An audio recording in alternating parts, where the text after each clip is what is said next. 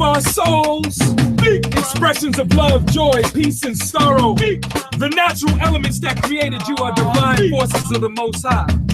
Speak, drum. The ancestors talk through you, communicating wisdom, power, and protection. We hear you in all life's transitions, births, celebrations, initiations, wars, weddings, and funerals. You're the spiritual pulse that keeps our faculties balanced and communities linked. Speak, drum. You issued in royal kings and queens from Mesu-Ra to Hatshepsut, Askia to Nzinga. They all glided to their thrones in divine cadence to the rhythm of Lamba. Speak, drum. You provided a form of resistance that was in harmony with Matt, Gabriel, Denmark, Sojourner, and Harriet. Like them, you were considered an outlaw and lynched. Yet like martyrs, your spirit is indomitable. Speak, drum. Yes, your voice is heard in spirituals, gospel, jazz, blues, reggae, doo-wop, bebop, and hip-hop. You are the revered great-great-great-great-great-grandfather that echoes through our veins. Speak, drum. Speak, drum. Speak, drum. Speak, drum. Speak, drum. Speak, drum. Speak, drum. Speak, drum. Speak, drum. Speak, drum. Hey, Caro, greetings, everyone, and welcome to More Community. Of course, always the community coming together and sharing and teaching and making sure that the spirit of the matter is revealed to the consciousness of the person. So I want to welcome all of you who are tuning in for the first time, and of course, those of you who are traditional listeners. I see we already have a few in the chat room. Of course, we started a little later today, so as a result, well, maybe 4 minutes later, but I know sometimes those 2, 3 to even 4 minute, late starts, it really throws people off sometimes. So I will give people an opportunity in a moment to come back in. I had to make I was actually working this morning, and the time got away from me, so I had to hurry up and rush back over to where I am now to do what I have to do. All right, so yeah, I think it's gonna be a decent day today. I think it's gonna be decent. Yeah. So peace, Michelle, and let's see, we got more. Yeah, Nicole, Marva, Fase, Diana, Alicia, Strong Mind, Strong Body Fitness. Peace to you all. I was actually looking at one of Strong Mind, Strong Body Fitness's videos today.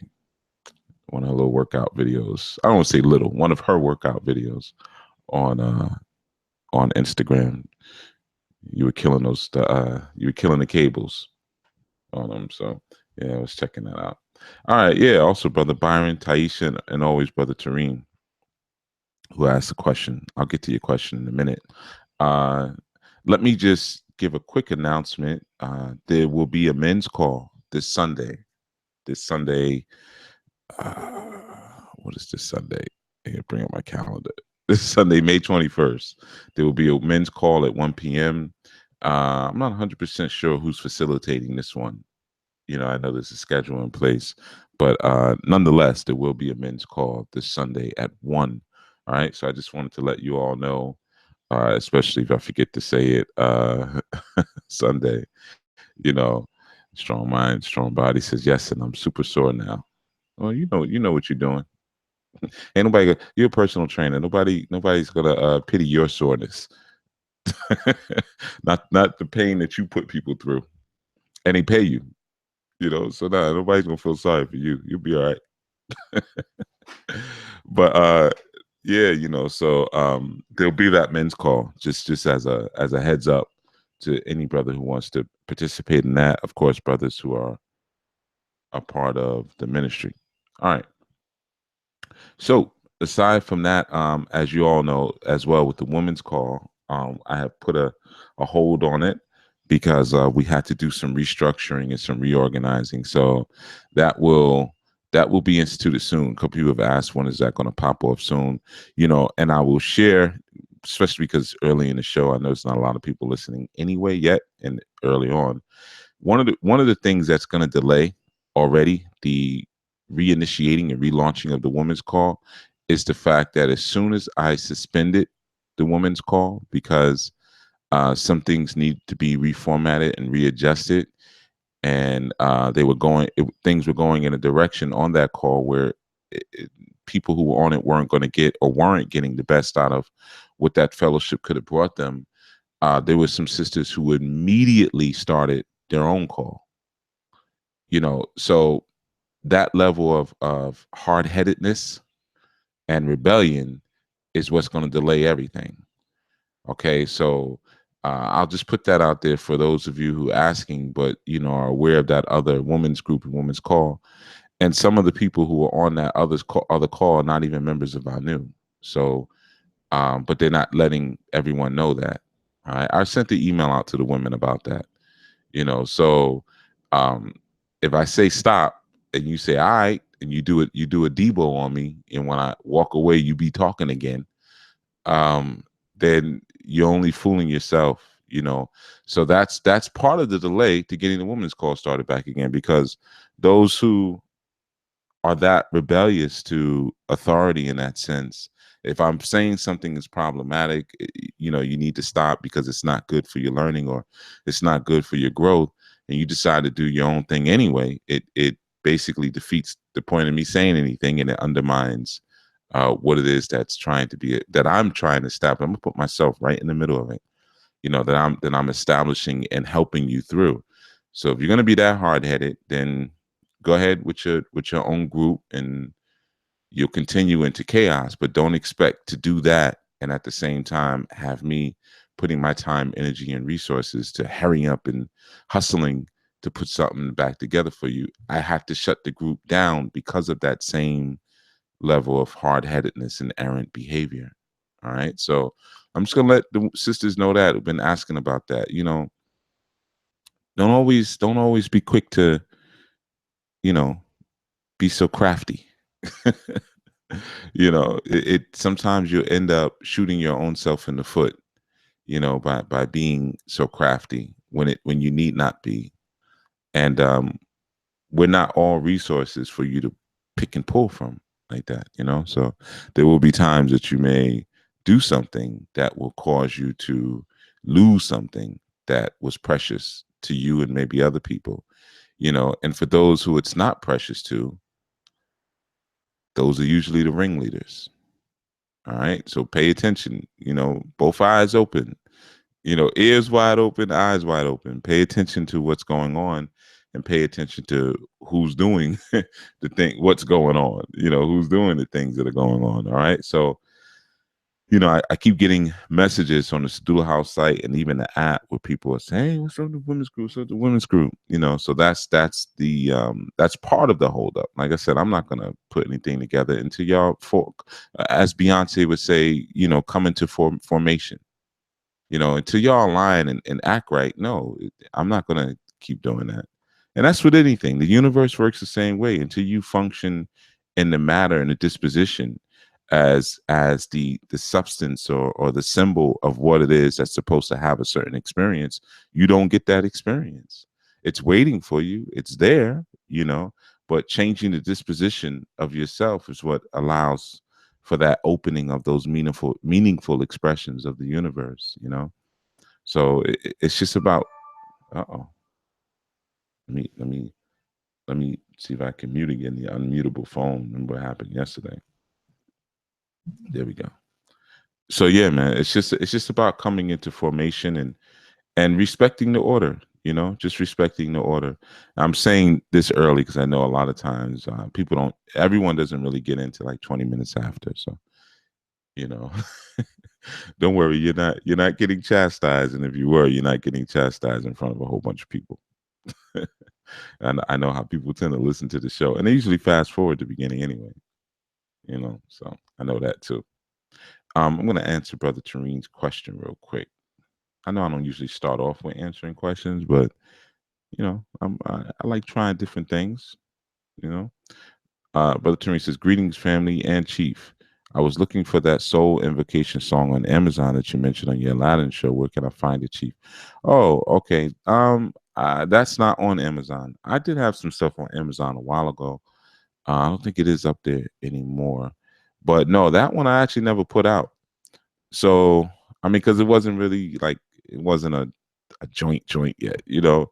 Um, Part of it is, I think, is on YouTube. We were playing around one time, and I think I put something, you know, from the movie Quilombo, one of my favorite movies, you know, clips to it, and then combine it with another cut. But it's not the full one. But yeah, you know what I'll do, Brother Tareen, because I've been meaning maybe uh, this Saturday, I'll sit down and grab, because I have more actually, and I think I have some ones. In all honesty, I think I have some cuts that students would really be able to get a lot out of, because I've made probably about 14 or 15 songs like that, where they're actual like libations. Like I was doing rituals, like made the music, and then while the music was playing, either right there in the studio, was doing rituals and sang out different chants and things like that. You know, I have a lot like that, and pretty much no one has really heard them. You know, because I used to use them as offerings. This is how sometimes I used to feed shrine implements. I would just play those songs continuously. So that's actually was the creation. The one of the reasons why I create a lot of those. The one that you're speaking about, I created that actually for students, just to play. You know, having that listing of all those energies like that, you know, and just to be able to play them, to help people, you know, because sometimes, like I said, sometimes when you've been doing this for a while and you start doing evocations and stuff, and people are listening, they're like, man, how do you know all these different names and all these different energies and things like that? And you know, obviously it comes from years of study, just being around it. But so I put together certain audio pieces just so they could get, you know, they could learn the names too. So yeah, maybe I'll sit down if I get an opportunity. I know this is going to be a action packed, strong, and it's just I think I think I'm gonna be pretty much, you know, pretty preoccupied up until the solstice.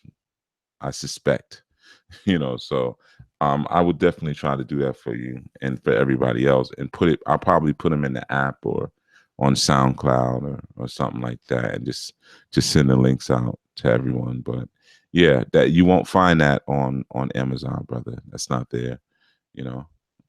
But okay, so you got your little announcements. We got that out the way. I'm trying to make sure I handle everything, because you know I'm pretty bad with the announcements. I miss a lot. That's why I usually just have the sisters do like a recording for me or something that I play for the commercials or the sites and stuff. You notice sometimes even with the sites, at the end of the show, then I'll be like, oh, it's dualhouse.com right before we get off. You know, you gotta know your strengths and your weaknesses. And I know doing those announcements and stuff is not really my strong point, especially once I start teaching, my mind gets somewhere else. Thanks, Chief. Tareen says, I'd hit that. Why are you waiting for song? What are you waiting for a song? Oh, okay. Yeah, that's the soul invocation. I guess you're talking about the little chorus piece. Yeah, that's the same one. That's the same one. Yeah, I'll put it up. I'll put it up on SoundCloud or something like that. I think I have a clean copy. I'll put on SoundCloud for you. And yeah, there's more. This, like I'm telling you, there's like maybe similar to that one, but there's some where I'm straight up doing like the whole ritual, everything. You know what I mean? I mean, I'm not, you know, instructing step by step. Like, okay, now we pour the sacred then, and now we say the sacred. You know, it's not like that per se, but um I have some, you know, if you want to, because I think I know why you want to use them. So if you want to use it for like ritualistic purposes and stuff, yeah, man, I have about 14 or 15 of them that you could just kind of vibe out to in your shrine. And I think it will help you. You know, that was the original intent. And I used to kind of just give them, like email them to students. Because remember, those are all old pieces, but I used to do the classes, you know, face to face. So when the students would come to the shrine, and I'd be like, oh, here, I got something for you, you know, or I just email everybody. So a lot of those are just sitting, you know, but I never put them up for wide distribution. So there's a bunch of them. There's a bunch of them I can get over to you, man. So yeah, no problem. No problem at all. I just will try to find some time to strong into um, gather them all and then upload them. You know, not a problem. So yeah, man. I am rising. I would like one. Yeah, I'll just put them up. I'm because you know, I don't want to get back into emailing them individually. That's old school. I ain't gotta do that anymore. So I'll put them up publicly somewhere. Like I said, either through the app, like I did the other ones, or just SoundCloud, which is pretty much the same thing because I have the app pulling from my SoundCloud. So I'll probably just put them on the SoundCloud. I think that would be easier, and just create a playlist for like invocations and libations, stuff like that. You know, it'll probably help you all a lot. You know, one of the reasons it may help you too is because I have some where I'm just speaking Yoruba through the whole thing, and it may help you with the pronunciation of certain words because I know once in a while, you know, I do a little invocation here and that on the shows. I haven't done them in a long time purposely, but I know a lot of times you guys don't get to hear me speak other languages very often. So I think that would help you too because you would get to, you know, get some of those pronunciations that maybe you might be having a little trouble with, you know. So yeah, I got you. I got you. I got you. I got you. All right. So yeah, we're still on our power month, of course, and let's see, we're at the 20-minute mark. So you know, that's just now people gonna start walking in. But we got our announcements out of the way, which is great. But like I said, just real quick, men's call this Sunday at 1, and we'll be moving on some of the. I know the theme is going to be some of the economic initiatives that we have been speaking about. So we're going to be moving on that, brothers. So be ready, be ready, be ready, be ready, be ready. You know, you have the precursor, the prelude of what you'll be dealing with, man. You know, men have to build. They have to build. Men have to build. Men of like cause, men of like ambitions and initiatives have to build. And, you know, just like in anything, you know, and I don't want to say that because, you know, when we were working with some of the stuff on some of the issues on the women's call, you know, there was also some issues on the men's call I had to think about. But, you know, the issues are different, of course, because we have different things that paralyze us and deconstruct our proper functioning, you know, based on our gender assignment a lot of times, even though we don't like to say that. We want to usually universalize things. But no, there's different things that affect us, you know, differently. But, you know, ultimately, whenever there's an issue with a woman, women, whatever it is, you know what I always say, I put it on the men. It's always the man's fault. And even the some of the errant meandering or subterfuge or subversive agenda that some were promoting or pushing in a women's group is ultimately the fault of my inattentiveness, you know, my silence, me kind of knowing things were there and not kind of putting them in proper formation early on, but letting them just get out of control. And, you know, it's not a good thing. So you have to have the energy to be empowered to do the things that you want to do, because your success in most things, you know, usually depends on your commitment and how you cultivate your spirit body and especially cultivate your maturity, you know. But it's that commitment that and that cultivation that will get you to a place where you can ask yourself intelligently if you want to construct or deconstruct, and be able to actually do it in a way that you want to do it or that you envision doing it. So, you know, it's important that we consciously commit to directing our intentions and our thoughts and our actions to, you know, whether, to our betterment, if that's what our ultimate goal is, but obviously to the judgment of our character, the judgment of our purpose, and the enacting and the pulling and the drawing and the nourishing and the rejuvenation and the empowerment and the cleansing and the healing and the purging, all of those things that are important for us to fulfill what it is that we must do. We got to keep the flow clean, or as they say in the movie Dune, the spice must flow. The spice must flow. So that's that sacred substance that some would call many different things, but it must flow. It's that sacred substance that we're born into, man. The spirit force must flow. Or as we say, sun sum, sun sum. In our akan, sun sum. But it's got to flow. So yeah, man. Nicole says, I have been sending your segments to my brother who is stationed out in Dubai. Hope he ain't stopping people at Crossroads with a hand of gold. He has been sharing with his co-workers too. Very helpful. So that's great. That's good. Yeah, I'm happy for him, being able to get that from you. It's always very interesting, well, at least to me, how far some of the information goes sometimes, especially when I finally get to speak to people. And they'll say, "Oh yeah, I my such and such shared this with me, or my godmother, she listens to you, and she told me to check you out, and from all over the place." It's always a very interesting experience for me, of course, because I didn't necessarily grow up in the age of public display or virtual or digital public display. So to really experience that, to me, is very, very interesting, because again, like I said, I grew up teaching out of rooms and auditoriums, gymnasiums, and African family days, and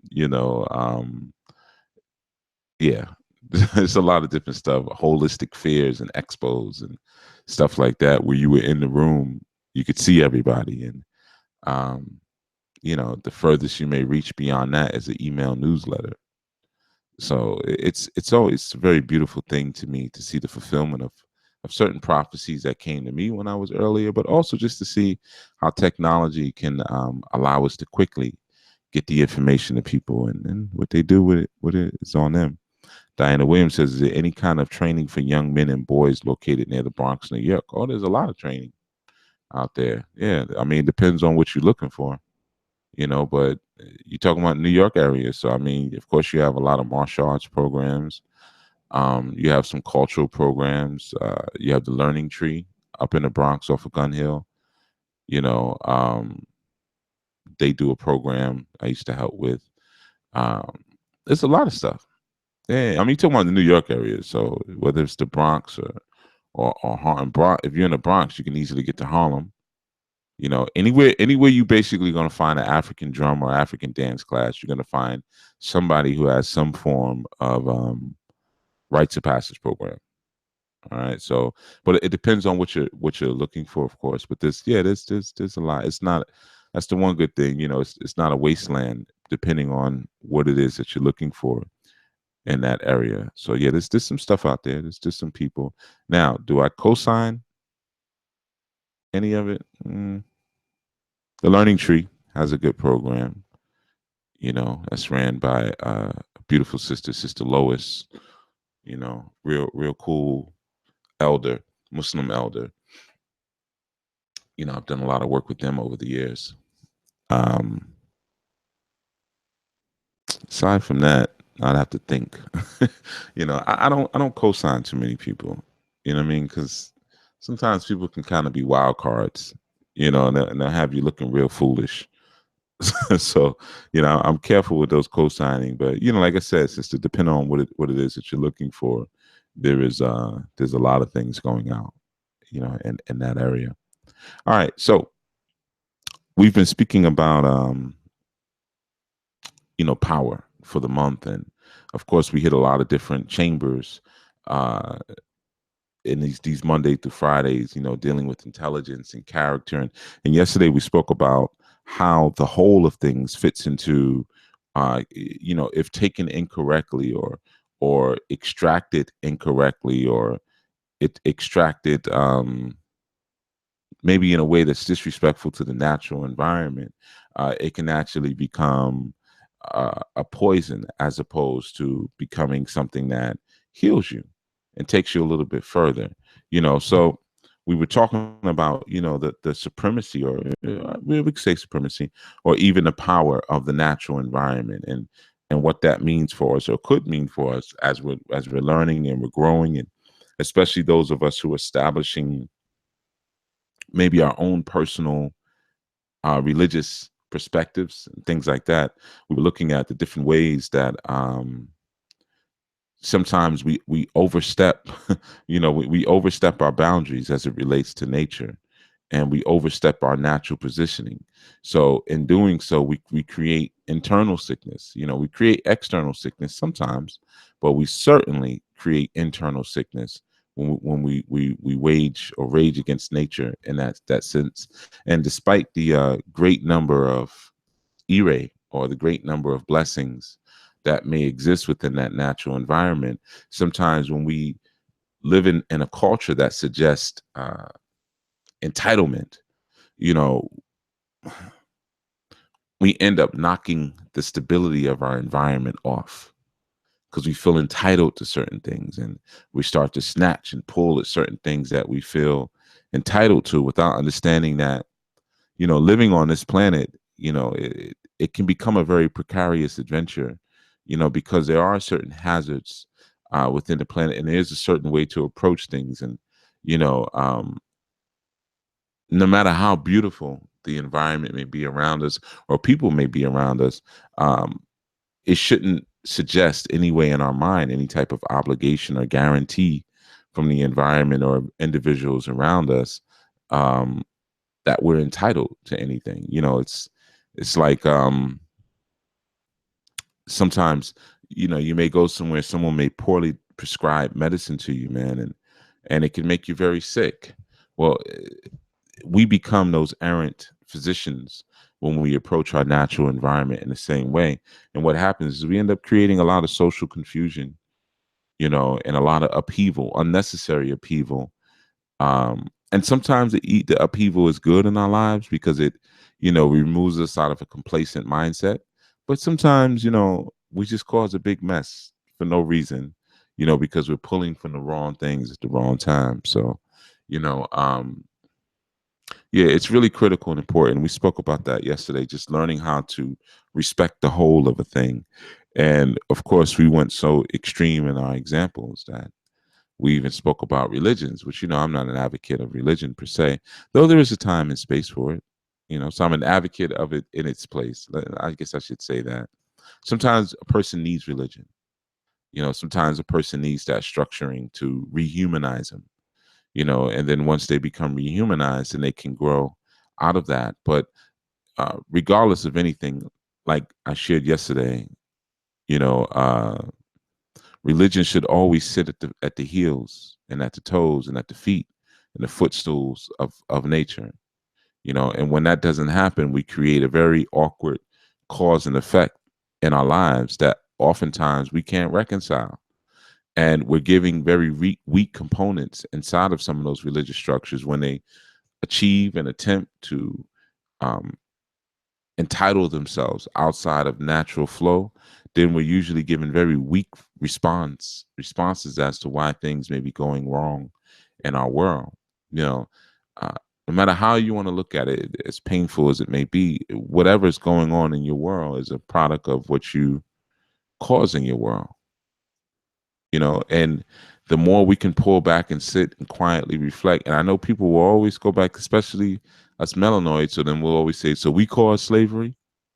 You know, we always want to go back to that, because of course we have to give our external energy enemies much more power over our will. But sometimes it's important to learn your history. You know, there's, like, if you look at my book, Solutions for Dysfunctional Family Relationships, in small print at the top, a lot of people don't notice it, but small print at the top, I have written there, we divided, so they conquered. So obviously I'm referring to marital relationships in that book, but yes and no. Because obviously your marital relationship or your familial relationship is just a microcosmic step in representation of your communal relationship, which is a smaller representation of your national relationship. And all of that mirrors your relationship with nature. You see, so when that division is present, then it's very easy to come in and start picking off the different parts. It's almost like children who are not under the covering of their parents. It's very easy to come and pick them off. And you've already gotten the covering model, right? So just like if a man is not in tune with nature, he loses his authority. There's no ifs, ands, buts about it. He loses his natural authority. So now he has to strain and force and push and holler for people to listen to him because he has lost step with his natural dominion. You see, so his authority comes from that, and then it allows him to be covered now by the natural environment, not preyed upon by the natural environment, because he's become a virus to that space. You see, very similar to what Agent Smith said in the Matrix when he was speaking to Morpheus in that scene. And he said, you come to a place, the environment gives you all of the resources that you need, and you come to a place, and he said, what do? You multiply. And then when you multiply to the point that the environment can no longer sustain itself under the weight, I'm paraphrasing, under the weight of your multiplication and your incessant needs and wants and grabbings, you move to another place and do the same thing all over again. And he said, what else reacts like that? A virus. And there's obviously, it was a great truth to it that our dear Sophia Stewart wrote in that particular work. So again, when a man loses that step or loses that intuition, that natural intuition, to really know how to function within that environment, he loses his ability to cover. He loses his natural covering. So now when he takes a woman into his world, into his life, and says, okay, I'll be your covering, he's working under, basically no orders. So now most likely he's using instinct and not intuition. Intuition is developed. I know a lot of times we think that we're natural intuitives, but that's not necessarily true. It sounds good, especially when we're trying to sell ourselves, or sell our wares and services, or to posture ourselves as traditional medicinal people. But intuition is something that is developed. Your instincts come natural, and sometimes what happens is when you lose your ability to function under your natural intuition, you begin to create this synthetic medicinal, or this synthetic awareness. You see, and of course we look around, there's a lot of synthetic awareness, and sometimes people even believe it themselves. They'll start to really believe their own folly. They believe their own hype, as some of us like to say, because they've created that covering of a synthetic awareness to kind of cover the what would be missing in the natural sense. So, and it's not to say that women should not be in tune with nature, or that children should not be in tune with nature. Oh, they certainly should be, but the man should be more obligated to be in tune with nature, because that's, if you look even in that model that I gave you, the man is covering children, the woman is, I'm sorry, the man is covering the woman, and of course he covers the children by proxy, but the woman is covering the children. So what covers the man? Right? The only protection that man is going to get is through the natural environment. It's his relationship with nature. So, I know a lot of times we want to look and say, well, the woman will have his back when need be, and she'll cover him. She can't cover him. She just can't. Not a real man doing things that men do. Mm-mm. Your women and children can't cover you. Even if they tried, they couldn't. They don't have the wherewithal or the vision or the sight or even the breadth When I say the breadth, the width, the girth, to cover all the things that you were required and needed to be within that familial model. She may go to your job and curse your boss out, or but that doesn't cover you, or maybe even give you some advice on how to function with your job. But that's not the same as a covering. You see, so he's covered by that natural environment. You see, he's covered by that natural environment. Now, when he loses step with that and he becomes synthetic, he now receives a synthetic covering. That's worth nothing. It is worth something, actually. It's worth confusion. It's worth taking people off their path. That's what it will do. It will take you off your path, you see. So as he gets back in step and gets back in a line and reclaims his authority and reclaims his dominion. And when I say dominion, I'm not saying dominion over nature, even his dominion over himself. Then he's able to properly connect and tap back into that plug or that umbilical of divine and celestial authority, which allows him now to trickle that down to his woman, who in turn trickles it down to the children, you see. So, but without that, he doesn't have the force that's needed to contain and structure and order her high energy. You see, women have higher energy than men. Okay, they have higher energy. But what allows a man to structure that higher energy is his higher force. Men have higher force than women do. Okay, so it's through his force that he's able to compress and organize and structure and say, okay, this is where we're going to go. Because a higher energy, it's not, I know it sounds attractive by itself, but it actually can become nuclear. It can become atomic, left unto itself. As we see so often, sometimes even in things such as women's cause and women's groups, left alone, it becomes draining and destructive, and it could even be catastrophic.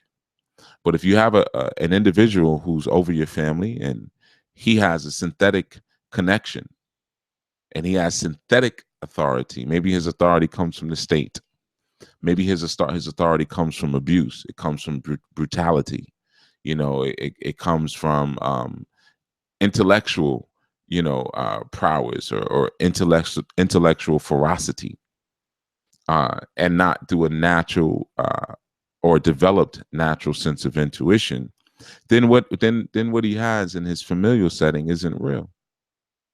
He's always going to be fighting with this woman, and she don't listen. She don't listen. Now, that doesn't mean that she's perfect and it's something more. When a woman doesn't listen to a man, it's always because something's wrong with him. I know a lot of time we posture that. We say, well, he ain't no real man. I would follow his lead if he knew what he was doing. Sometimes we kind of get into that type of thing. And some, you got to, everybody, there's a quality going straight down.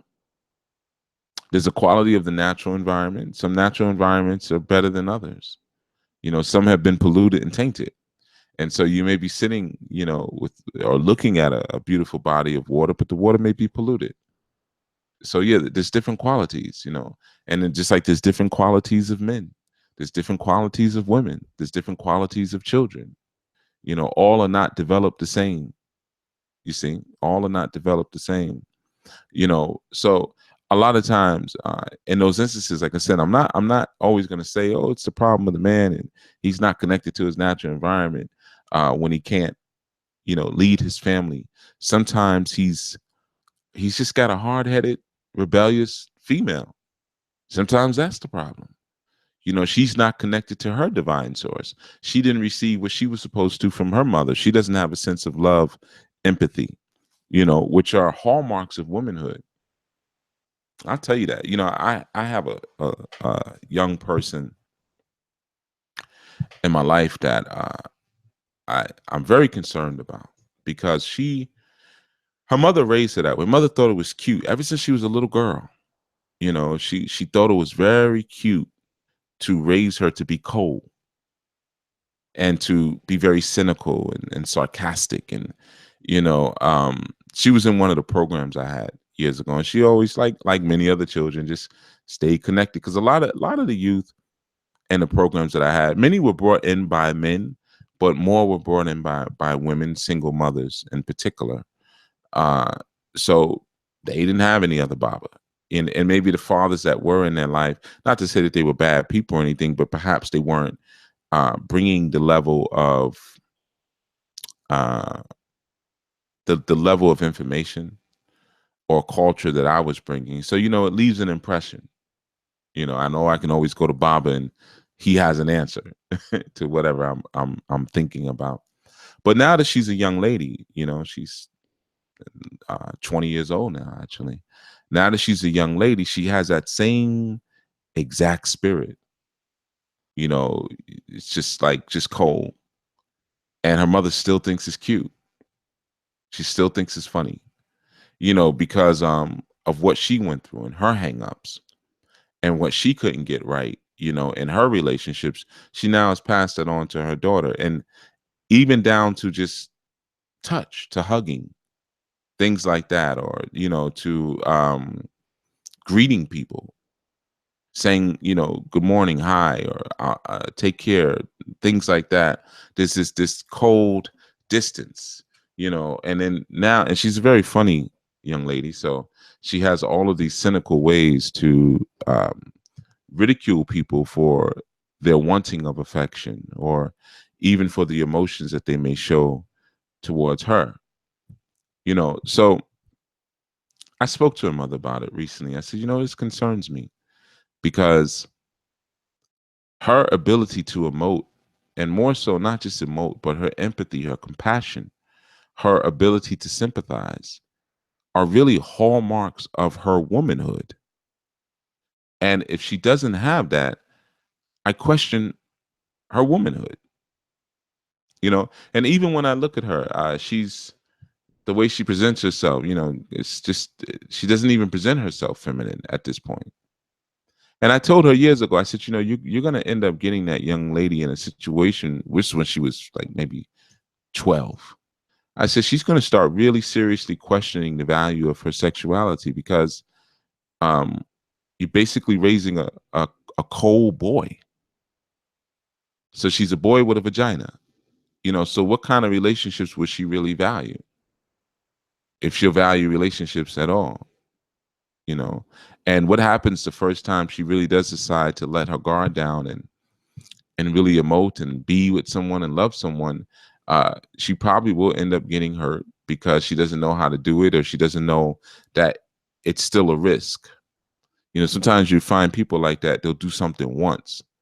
I gave my heart, I'm never doing that again, because they weren't taught that maybe sometimes opening up and being fluid and being vulnerable and providing disclosure is just a part of living, just a part of the world. And sometimes it works out, sometimes it doesn't. That's where your intuition and your discernment kicks in. But I shared that with her, and all her mother did was just like, cockamamie excuse. And no, she knows she's good. It's just, she doesn't trust easy. Well, she never trusted easy. But that's because you don't trust, because you've been hurt. So you've passed on the history of your own pain to your child. And that wasn't even a history. She didn't have those experiences that you had. You made her feel a certain way about her birth father that was highly unnecessary. Just because you two had an issue doesn't mean that she had an issue with him. But she ended up growing up with an issue with him that was unnecessary. So of course, those trust factors are going to be tough. So the only person she really trusts is Baba. Because I've had it since she was what, 5, something like that. You know, um, but that's not cool. Like I told her, that's you don't want that. Now she's grown now and she's cold. So her femininity is that question. So I'm just saying that to say, a lot of times I meet sisters like that and they think it's cool, to be cold and things like that. You're not really a woman. That's a hallmark of your womanhood. Just like a degree of firmness and stiffness is the hallmark of manhood. That's not there. You question, what is this? If you went to a man and his entire body was soft, it's like a big soft pillow, you'd be asking yourself, what is this? Where would you do next? You'd feel between his legs. You see? So I'm just giving a small example in that sense, but um, again, there's a quality of individual. there's a quality of the person, in that sense. Um, and we have to really look at that and be honest about that, and how sometimes when we destroy um our quality and the things that are important to or germane to our actual character or essential to our character and our development, that increase the value and the capability of us functioning in that way, we really have to um look at that with some seriousness. you know we have to let me check the chat room, see a lot of stuff. Okay, so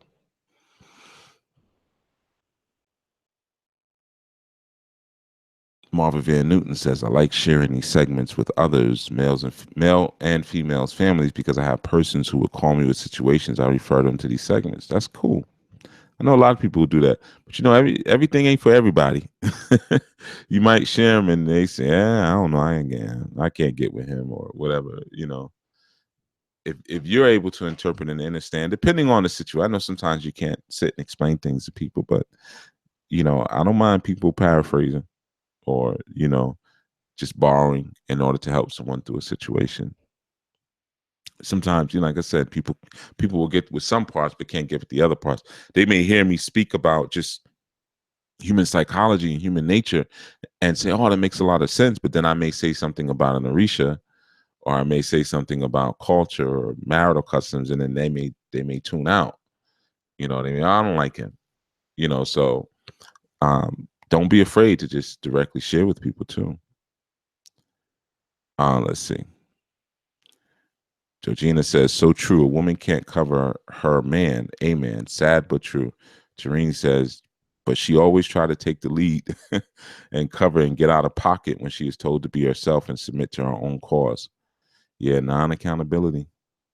Raw Honey Jaha says, that's me. I think she's referring to the cold woman.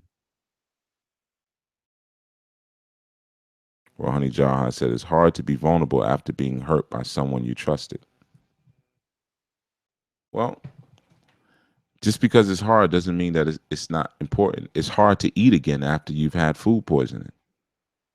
But you got to eat again. But you know that you have to make wiser decisions in what you choose to eat. But you can't just cut off, that idea of eating, because you've been poisoned, especially if you sit back and look and you might say, well, I got sick because of my poor decision, because of my poor dietary choices. So it's the same thing in relationships. A lot of people are still working off of that Disney model. And when they come into consciousness, they're still working off that model. They're still using those same accusers. Like I've had people talk to me and say, well, or women, I'm not doing this because men are like this, women I may be in relationships with. And then I'll say, wait a minute. You came into consciousness a couple of years ago. I remember when you came in. So you do realize you're talking to someone who has been in this for a long time. You've never dealt with someone like me. So how could you compare me with a deadhead? How could you compare the decisions you make today and now with the decisions that you made before you woke up? See, sometimes people still keep the same trappings. See, that's what the Matrix is.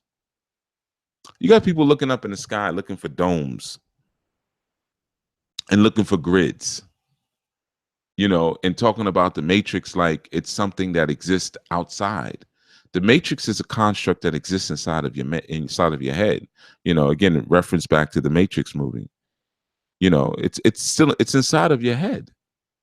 That's where the construct of that is.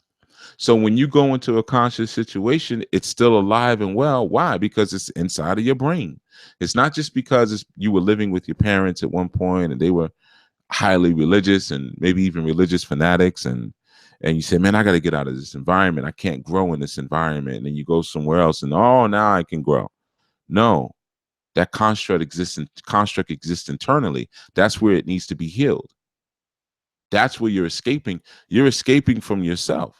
So just like when we make poor relationship decisions, we make the poor relationship decisions because of a culture and a construct that we live in that doesn't work for us often, or because of our own ignorance, or because of our own greed, or because of our own impetuousness, because of our annoying of, or ignoring, excuse me, of red flags that we see, because we're ignoring our own red flags. Well, I'm like this too. Well, that, he's crazy. Well, I'm a little crazy too. He's greedy. Well, I'm a little greedy too. Oh man, he's hyper jealous. Well, I'm a jealous person too. See, all these different things that we refuse to address, they become what comes into our world, and then we blame what came into our world. Oh, like you said, I'm not talking about you specifically, Royal Honey Jaha, but I'm sure 70% of what I'm saying right now applies to you and your situation. Because I hear that so often. It's hard to be vulnerable after being hurt by someone you trust. That's what she said, or trusted. Trust is, you're studying and learning what the predictable patterns of a person. Most time in relationships, we don't even know the person we're with. We jump into stuff. I've seen people who've known people for less than a month and then got married. Known people for 2-3 months and we married. I've seen that often. All right. Some of you are those people. You know who I'm talking to. I got a bunch of you. You call me for counseling sessions, and you notice I ask the same questions. Oh, you're married. How long you guys been married? You may say, oh, 5 years, 1 year, 2 year. Then I always followed up with this question. How long have you been together? You say, oh, we've been married for 4 years. How long you been together? 4 years. How long were you together before you got married? And that's when everybody starts giggling and, oh, well, I know you're going to laugh when you hear this. It always starts there. I always know where it's going to go. 1 month. Either you got a reading that told you to do that, person postured themselves as a Babalawo priest and said, you need to hurry up and marry me, or people were just impatient. Somebody wanted a baby. That's often one of them. I wanted a baby. So, boom, boom, boom, boom. So a lot of times we, our situations that we deal with are products of some very sick culture. You see, and we don't look at those decisions that we make inside of those culture and put the blame on that. Again, you can't trust anyone. You can trust them for as far as you know them. That's natural. The predictable patterns that you're able to pick up on. Like right now, y'all trust me to do these shows. Monday and Friday, 7 a.m. Tuesdays and Thursdays, 1 p.m. Wednesdays, 9 p.m. Sundays, 11 a.m. That's a lot of doggone shows. But but you trust that. You see, I've established a predictable pattern with you all. You trust that in the beginning of the show, I'm going to greet everyone. I'm going to say greetings or peace or something. And I usually will greet, archive listeners and things like that. You can trust that if you hear music at the beginning of the show, it doesn't mean that the show is not coming on anymore, because you can trust that, oh, he plays the music a lot of times just to get things started, while people are coming in. All of these things you can trust. I've established predictable patterns, but oftentimes we don't know the history of the people in a way where maybe you know their family, or their family knows your family, or vice versa. Or you came up in the same community, so certain things that you can trust they're going to do. You see, or understand their language and their lingo and things like that. A lot of times we don't do that. And we end up hurting ourselves. You're not just getting hurt. People are not hurting you. You're hurting yourself because of a sick culture. Not just, again, speaking to you, Honey Jaha, but, just speaking in general, because, a lot of times I hear things like that and people don't take accountability for the situations that they put themselves in. That's the key. Because once you can do that, then you can stop it. And the truth is not just to shut it down. Like I said, you may get a stomach virus one day. You eat something that you shouldn't have eaten. But the key there is, I shouldn't have eaten that. Not, I'm never going to eat again. You may feel like that while you're sick. I never want to eat again. Oh my goodness, that was a horrible experience. But within yourself, it was because of your own poor choices. So you may even develop a whole different food culture based on getting sick. Got sick, so I'm not going to do that again, you know? Yeah. All right, I'm going to read some of these things that we go.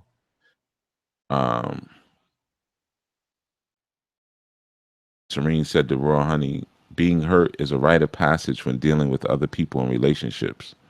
You must let it go and learn from that person and move on, sister. That's a lesson, not a blessing. I beg to differ a little bit there, brother. Because being hurt, if you see being hurt as a rite of passage, you're hurt because you made a mistake. You don't want to look at being hurt as a natural counterpart to love or a natural counterpart to a relationship. You know, what you feel that's injurious to you in your environment or harmful in your environment is because of the mistakes that you made. Plain and simple. It's cause and effect. It's karma. You know, I would say it's a lesson and a blessing, because the lesson is a blessing, you know. But we have to get to that point where we can have that measure, you know, of accountability in that sense, and we can see it like, no, this is me. You know, I did this. I made this. And the reason can't always be because I knew I shouldn't have messed with you. That's the one we always try to use because we want to posture ourselves as always just being correct. I was right. I was perfect. I was a pure soul before this person came along. And now look at me. I'm all messed up over here. You know, no, that's not, you know, necessarily sane in thinking. But yeah, you know, I would just tighten up that perspective a little bit. Well, Honey says, oh, no, it's not that I haven't tried. I just haven't been able to let that guard down. Okay. Well, use the new information that you have. Georgina says, good and real talk, Tareem Thomas. A rite of passage for sure. So we got two people that's wrong. All right. Michelle says, I have been thinking a lot about Caribbean women and their relationships to their daughters. I have noticed that they lack compassion and empathy. Our elder women are cold and not trustworthy. And sometimes I have noticed similar, you know, affection in the Caribbean. Affection is not a huge thing. You know, it's expressed through toil and hard work and sacrifice. You know, in the Caribbean, your parents will, you know, work 3-4 different jobs just to make sure you can go to school or to be able to send you foreign, you know, send you to another country and sacrifice you not being in their lives, maybe for 10, 15 years, you know, so you can go abroad and, you know, have a better life for yourself. So yeah, life sometimes in the Caribbean is hard. You know, so people just are not as jovial. Well, Honey said it was that hurt that woke me up. Yeah, to do that. It would do that. It would do that. You know. Let's see here, because I see Tareen is adding in some more. Brother Byron says, Michelle Bonilla, some Caribbean people are still consciously or subconsciously traumatized by the brutality of the slavery system and have integrated the heartless attitude of the slave owners. Yeah, that is also a truism as well. I mean, some parts of the Caribbean you go, people will tell you in a heartbeat, I am a subject of United Kingdoms. I've had that, well, back then when I was younger, I'm going to say heated debate. You know, when I was trying to tell people they were Africans back then. You know, I'm not African. I'm a subject of the United Kingdom. I'm a subject of the Britain Empire. I've had people say that to me. You know, as crazy as that may sound. You know. Therese says, me and Chief basically saying the same thing. No, we ain't. He just going deeper. LOL. I love it. We ain't saying the same thing. I'm trying to get props off my message.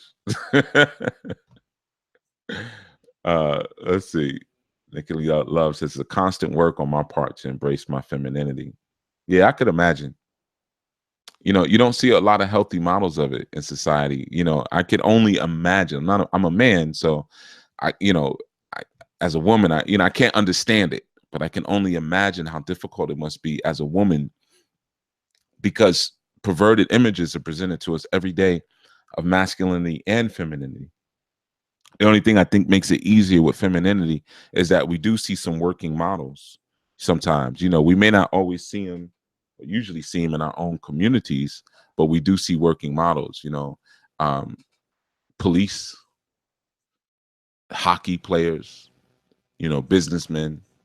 You know, we have models of people who are embracing certain aspects of their masculinity very quickly. But when we think about femininity, a lot of times we're just shown daintiness, curation, you know, luxury, you know, the idea of like the belle or the Southern belle, you know, and what that means and what that defines. Raw Honey Jaha says, Tareem, you're so right. I was young and many moons ago. My focus was wrong, but it caused me not to allow anyone with the real me. Yeah, see, you off the point already. Tareem knocked you off your square. Hurt people. You're already off. Tareem, bring that back into where it needs to be. Bring that back in. It's a learning experience. So Chief, now here we go. Tareem asked me, Chief, could being hurt be natural to learning instead of love? No. Nope. All of that's wrong. You know, that idea that love is pain. No, that's wrong. That's off. You're hurt because you did something wrong. Period. That's it. And I know it's hard to think about it because we get hurt a lot, right? We get hurt a lot in our relationships, not just our intimate relationships, but you know, we get hurt in our casual relationships sometimes. We did something wrong. Because remember, hurt is something that we choose to feel. You and I could go to the same exact experience. You could choose to be hurt from it, and I can choose to ignore it, or I can choose to see it as a lesson. I can be thankful for it. I can even be turned on by it. Some people get hit and they get sexual arousal. Other people get angry. So that emotive, you know, response is a choice. Yeah, we choose our emotive responses. But you know, Ronnie John says he was right about moving on. Okay, y'all both can sit there confused, but Shireen is at least asking the questions. Ronnie John, you need to listen. All right, you don't have to try to make Tareen feel good because he said something that was off, and I'm correcting him. What do you think y'all are listening to this show for? To get corrected on your perspectives, you know. And if I didn't think that you were able to be corrected or be able to understand certain things, I wouldn't even jump in and say, "Hold on, wait a minute, tighten that up, brother," because I know he has the ability to tighten it up. He don't need you coming around here rubbing his back saying, "It's all right, boo boo. You was right about this part. Don't worry about it." He's a man. All right. And he's a growing and evolving man. This ain't the first time he said something that wasn't totally 100%. And he's still back again for more. Why? Because he's growing and learning. That's what men do. Trial and error. This is how we figure things out. We have to activate our brains, man. You know, we're taught too often to shut the head down. You see, that's why he came back with a question. Chief could be being hurt. So he's saying, okay, well, if I'm off there, let me figure out then. If you're saying that's not 100% correct, let me get where I need to go. We don't need that. He don't want you to rub his back. Let me stop. I'm about to say something nasty. But so excuse me. But yeah, man, nah. We all got to tighten this thing up, man. So no, it's not a natural response. You know, we have to start looking at the harm that we endure, and the harm even that we inflict is by choice. That's what it is. It's by choice. You know, that's how we come into these situations, man. It's a cause and effect. So we're in a relationship. You can be in a relationship. You ever been in a relationship and somebody say something so stupid that it doesn't hurt you, but you just look at them like, what? And you leave them. You say, you know what? I'm not messing with this person, but you're not hurt, but you're just like, this person's a clown. Right now, there could have been a time when someone could have said the same exact thing in your life and it hurt your feelings. You know, your feelings were hurt. Like sometimes people will say things to me sometimes, and it's just so absurd that I'm just like, that was so absurd and ludicrous that I'm completely turned off. I don't even want you now. That was just so dumb. But maybe in my younger years, I could have heard the same exact thing and now wanted to debate and convince the person. And wait a minute, that doesn't make sense because da da da da da da da da. So we're choosing our responses in that sense. So no, it's not a natural thing. And you notice as you develop and you grow, some of the same things that once caused you pain or caused you to respond with a pain response no longer do. It's a choice. So it's a part of your growth and development. So no, not all relationships um or the natural inclusion of relationships should not be a thought of hurt. That's what we've been taught. Again, love is pain, and through love you're going to go through trials and tribulations, and nah. Yeah, you're gonna go through all of that as if that's what you think a relationship is supposed to be. That's exactly what you're going to go through because you're already crafting that consciousness inside of you already. So if you go in saying, I know I'm going to get hurt, or the person says, I would never mean to hurt you. I may hurt you, but not, intentionally. Like me, for instance, I'll say that to people, but only because I know what I do. I know as I'm speaking right now, people's feelings are getting hurt because they're saying, well, this horrible thing, somebody cheated on me and this happened and this happened to me and that happened to me. You're going to tell me that was my fault? You're going to tell me that was because of a choice that I made? And they're upset already just behind that. So I know the nature of my actual work. When you bring in truth, a lot of times people are offended and hurt by the truth. So that's a little bit different. But, having the idea that there's naturally going to be hurt in a relationship and that's going to cause one, the lesson is in that, that's not accurate. Because like I said, someone can show you a red flag in the beginning. Like, let's say if you see somebody, let's say you do the physiognomy, right? I've spoken to you about physiognomy. Let's say if you meet a person and they have really big, sharp teeth, right? And you say, man, this person looks like a shark or like a wild beast, right? And then you're in a relationship, right? And let's say you invite the person to your house. And let's say if you have nice things in your house. And let's say they come into your kitchen and you have a nice blender and 2 nice juicers, let's just say. And they say, wow, you got a lot of equipment here. You need to give me one of these blenders so I can use this. Right.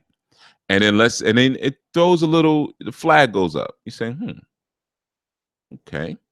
And then they sit down in your living room and they say, oh, I like the way you decorate it. And you say, yeah, I'm thinking about kind of renewing, changing things around, renewing the whole vibe in here. And they say, oh, you should give me the furniture. Don't throw it out. Let me get this. This is nice. Let me get this sofa. Don't throw it out. Right? Now you're comparing it with the physiognomy. This person looks like a greedy beast or like a shark who's always eating and tearing through things. I bring them into my home already obnoxiously. They're trying to get my blender, trying to get my furniture. Now, how do you choose to respond? Most of us, we continue on in the relationship. The red flag sits right there. The red flag is right there. We continue on, right?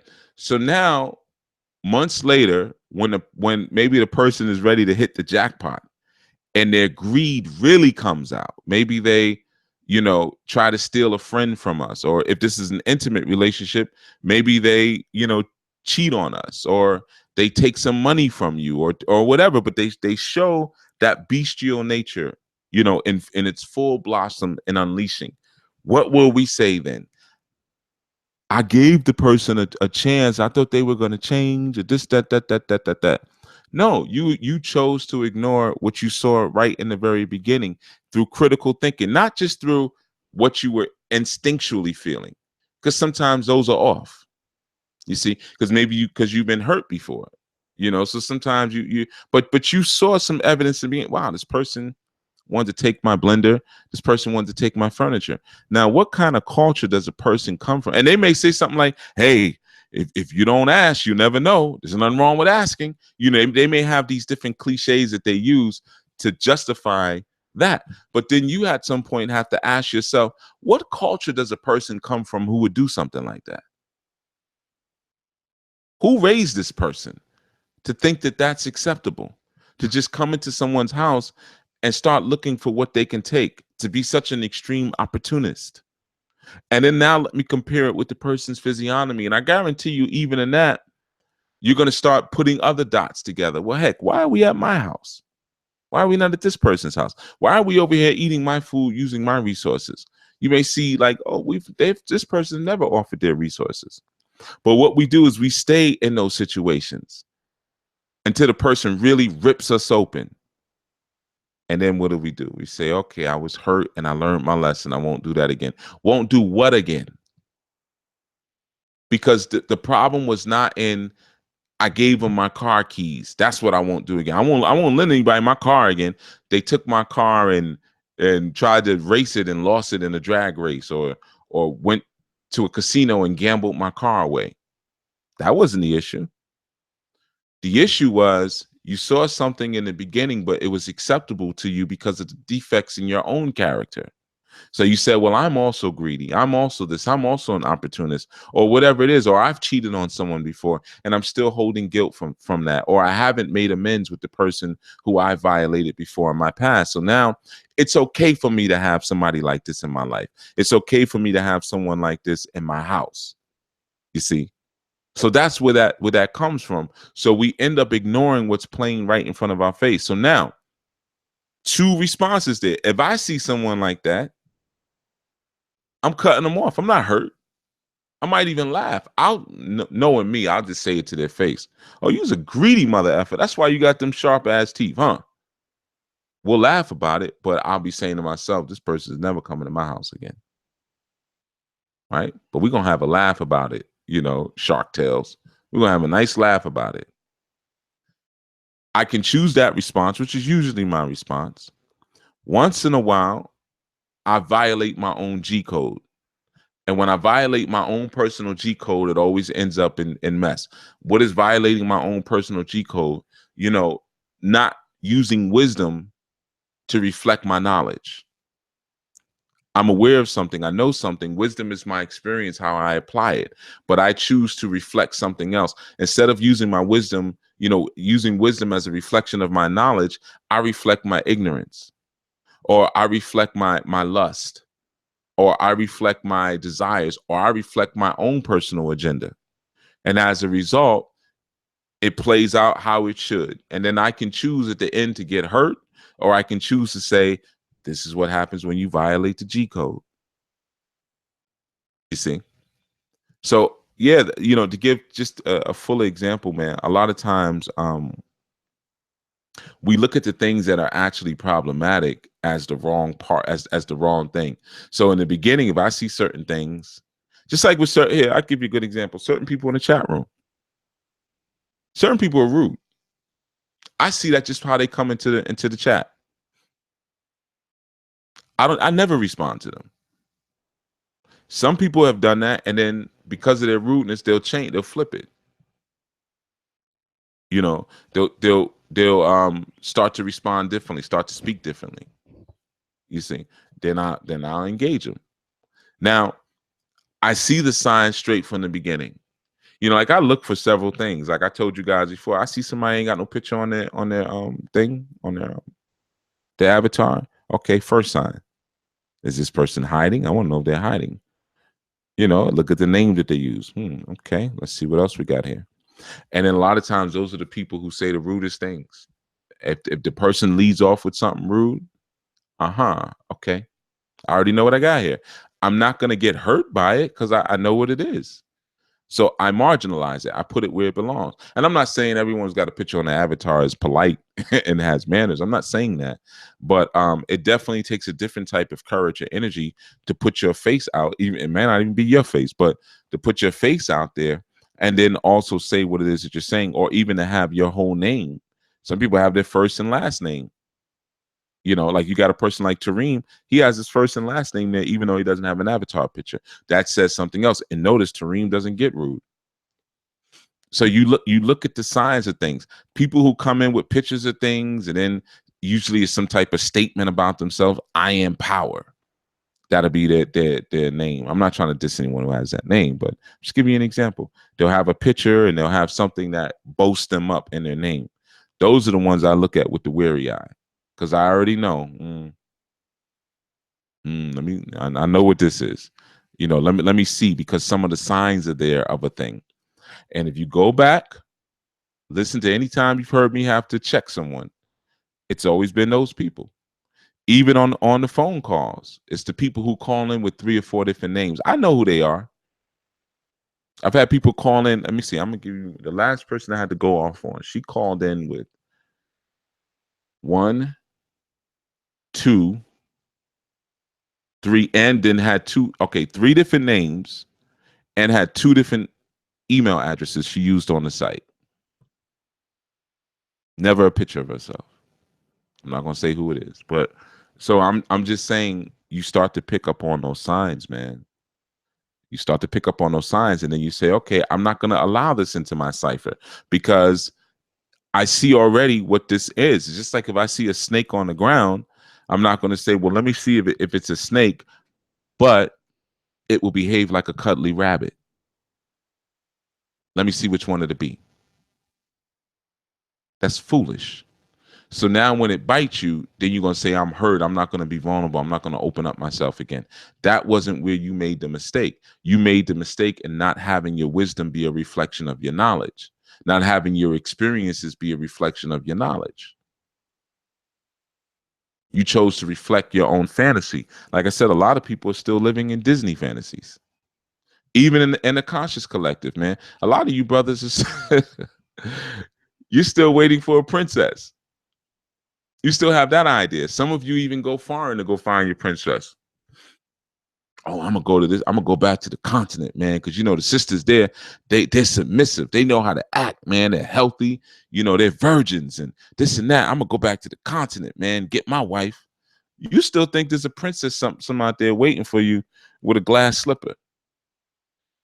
So I know, like sometimes I see videos and the sisters are accused of waiting and looking for their knight in shining armor. A lot of you are looking for Cinderella and Snow White too. You see. So if you keep doing that, if you keep functioning from those fairy tales and from those Disney mythologies, you're going to continue to hurt yourself. That's just the truth of it. You're going to continue to hurt yourself. All right, let me check this chat room, man. I know there's been a lot of shimmer shama. Brother Byron says, for sure, Sister Michelle, I found it helpful to understand the conditioning that our ancestors went through to help understand why we act the way we do today. Yep. It's basics.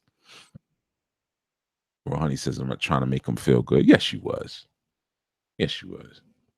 Michelle says, that's what my mother always says, especially a first-generation immigrant to New York. Can we change the mentality of hard work and a sacrifice to a mind of smart work and sacrifice? That's your job. Is that the matter? Oh, okay, you ask, is this a matter of the larger collective Egun?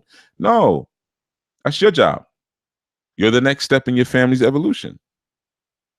It's good that they knew hard work and sacrifice. That was a step.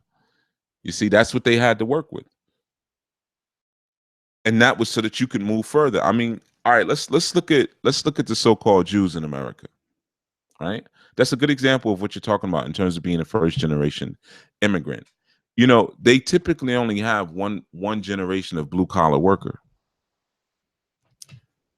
If you look, read any of their stories, I read about them and talk to them as often as I can. I like to read and talk to and even learn the language and the culture and the customs and practices of people who are in power socially or financially, politically. Let's see what they did. Before I just say, oh, they just stealing my culture. Okay, cool. Well, let's see what they stole. But you'll find there's a commonality there that they boast and brag about. They don't have more than one generation of blue collar worker.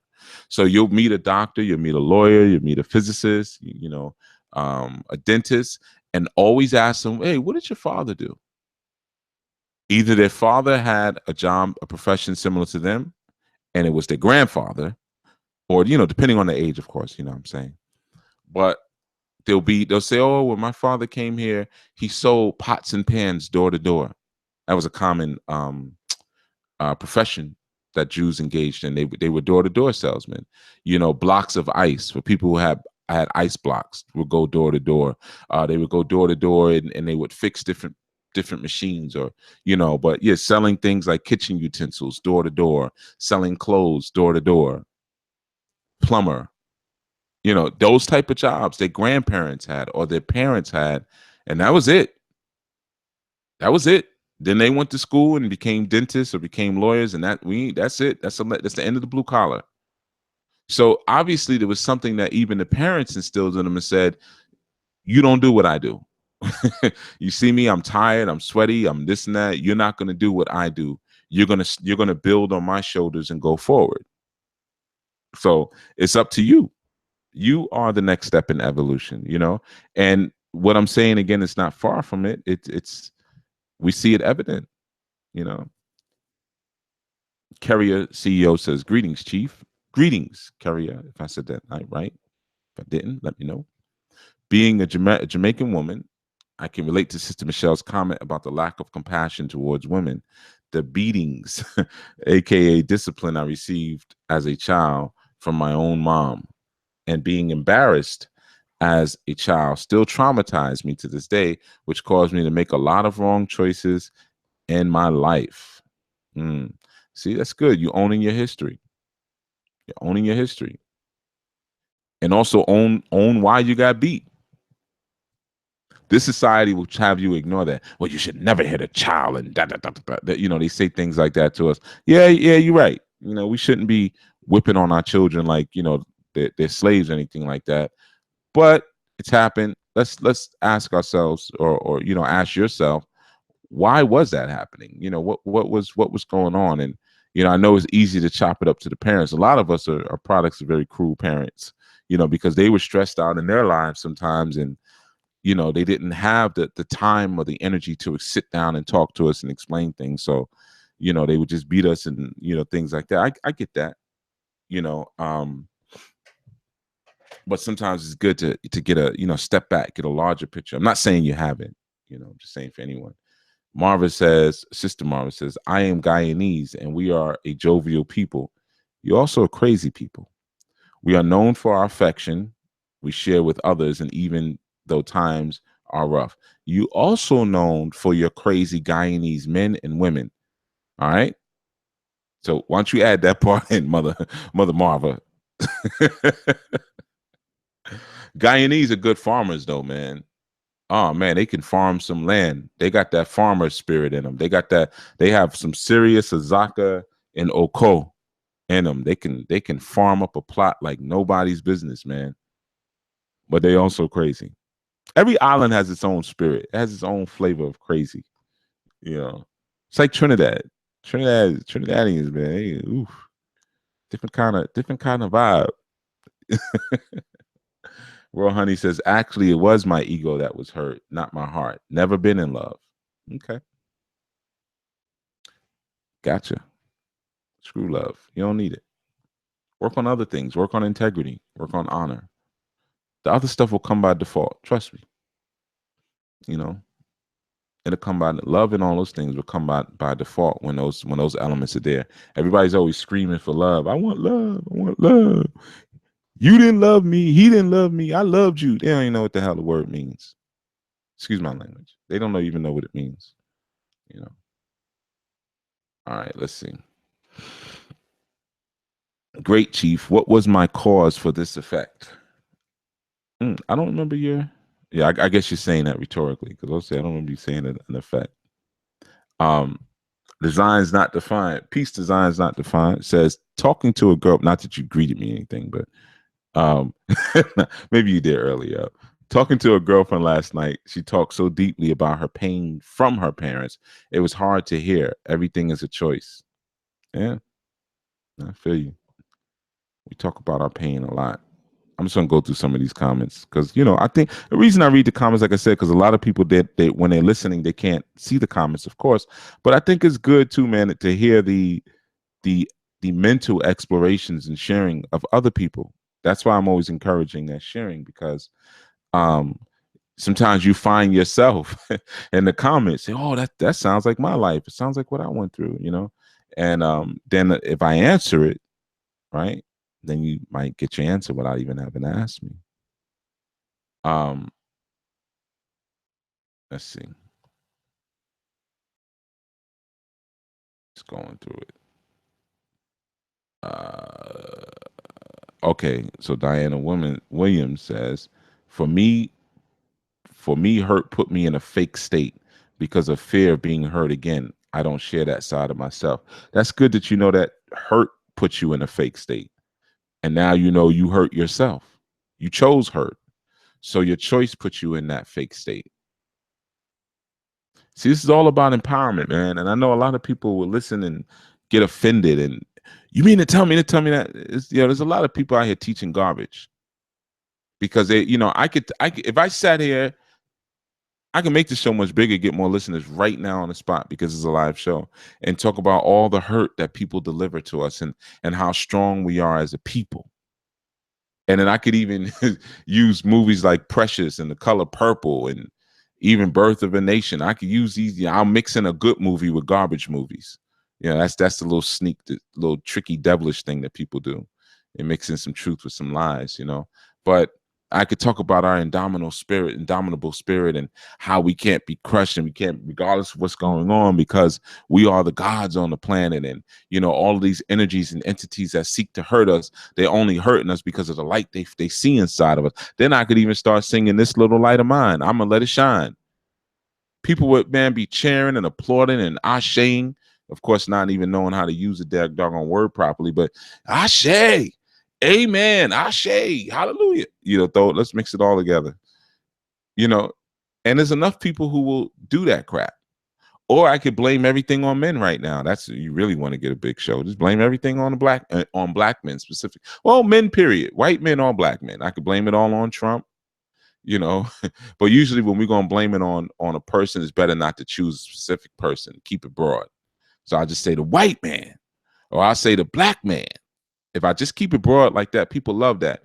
But when you point inward and say, because you learn in your metaphysics how you're creating the world around you through your own thought processes, and you're condensing a world around you through your own matter of substance that you emanate outwards from your own thought, which comes from the movement of your own spirit, which comes from the hankering and the pushes and the urges of the reflection of your own soul.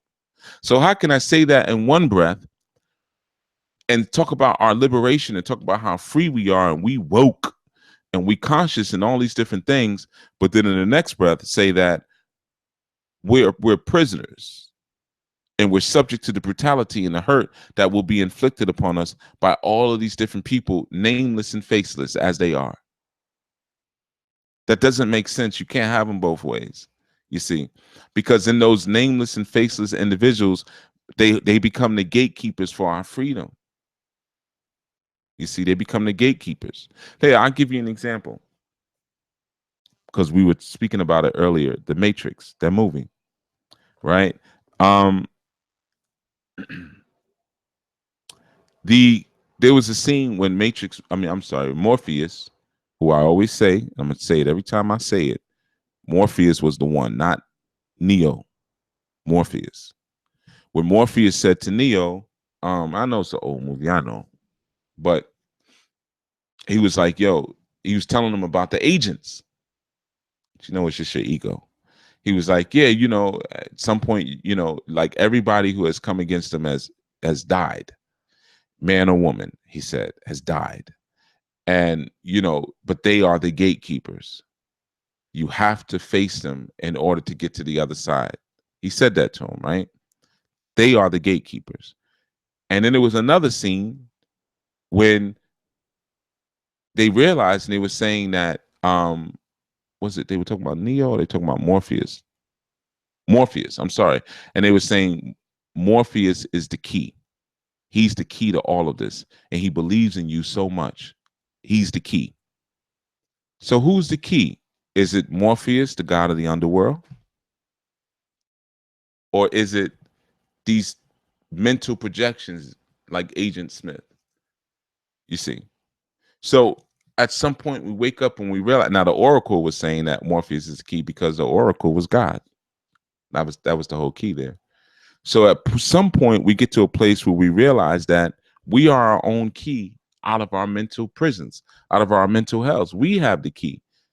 You know, not this faceless and nameless group of agents, this amorphous blob that we call the devil, or that we call the white man, or that we call the black man, or that we call patriarchy, or feminism, or the homosexual agenda, and all these different things that we come up with to create these dispositions in our mind, which create these spiritual elementals around us. You know, we're the gatekeepers. We are. You are. You have to go through the door yourself, but you hold your own key. You see, that's the truth of it. Morpheus being the god of the underworld, what does that represent? The subconscious mind. The key and lies in your own subconscious hankerings and the decisions and the cravings and the moves and the activities and the conducts that you do unconsciously or subconsciously, which is better to say. So you have to dive into that world. You have to go into that space and figure out what's what. Why am I doing this? Why do I allow a ravenous person to stay in my life? Why do I allow a person who has shown and proven betrayal to stay in my life, or a lazy person to stay in my life, or a lying person to stay in my life, or a duplicitous person to stay in my life? What are they reflecting that already exists in my subconscious? That's the key. Telling you, I wouldn't lie to you. All right, let me go back to some of these jagaragas. Okay, so Raw Honey says, I couldn't believe he would do that, what he did to me, capital Me. Do he know who I am? Was my state of mind back then. So to say all that, I found out that the world didn't revolve around me. And he didn't do it to you. He did it to him. Whatever he did. And whatever he did was propelled and compelled by whatever you did. Whatever choices you made. Like I said, choices we make. Sometimes the choices is the culture we choose. You know, a lot of you grew up in church. You always talk about how you grew up in church, and then you got free. But some of you just woke up a couple of years ago. But like I said, you tell me about all this hurt and pain going through in relationships, but not with marriages. You out there fornicating and living like anybody in the secular world while taking on a title and claiming that you're a certain thing, whether it be Muslim or Christian or whatever, Rasta. But you're out there doing things that your own culture told you not to do because it would be a problem. Adultery does cause problems. Fornication does cause problems. It does. So not everything that you learn from those cultures is necessarily to keep you locked down. Well, it may keep you locked down, but sometimes some people need to be locked down for a little while until they can get to their human self. Sometimes they got to lock the beast down in them first. You know, just as an example, and I'm not saying that you were a Christian, I'm just speaking generally. Georgina says, how can being overwhelmed / enchanted by a person be your own fault, even though you want to run and hide for it? I think you're saying even though you want to run and hide from it, maybe. Well, let's start with the first part. How can being overwhelmed / enchanted by a person be your own fault? Well, because you're being an extremist. Where's your balance? How could you be overwhelmed and enchanted by a person? Enchantment and overwhelming are two totally different things. So we don't want to put those together because you slashed it. You said / overwhelmed. You could be enchanted by a person. Something wrong with that. Or enchanted by what they bring. You know, that's cool. You know, but to be overwhelmed means that you're infatuated. You're being obsessive. There's a difference there. So you've completely died into the satiation or the desire of satiation that your ego has. So that's a problem. And you say, even though you want to run and hide, I'm thinking you're saying from it, but you've already gone into the world of obsession and knocked your actual natural balance off. So that's a problem. Yeah, that's wrong. That's always going to bring problems every single time. Can't get around it. Design's not defined. When we do this work, we heal the generations behind and ahead of us. Yep. I'm going to say it's my fault. Well, because it is. Empress 2009 says, I was in a quote unquote abusive relationship for 2 years, but the dysfunctional signs was there in the family, but I would not look at it and analyze it. Mm-hmm. You need to look and see if you were also abusive. I know we never say that about women, but women can be extremely psychologically abusive and emotionally abusive and physically abusive, but psychologically and emotionally, they can be extremely abusive.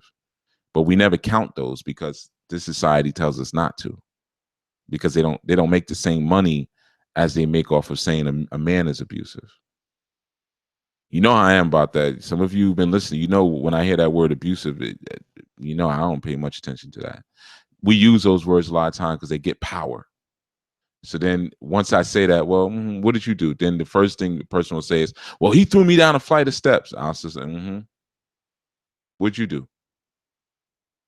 I told you that happened once with a young lady who was touting that abuse thing to me once. Yeah, you know, he was abusive. He put his hands on me, this, that, and the third. And I was out of there. And I said, and everybody was rubbing her back and consoling her and all.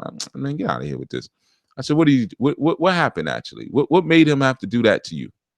What? And after she got through all her hyper emotionalism, because sometimes people do that to try to shut a conversation down. I said, no. What did you do? And she said that, I said, explain the situation. So it came out that it happened one time. She was saying it like this was an ongoing thing in her relationship, abuse.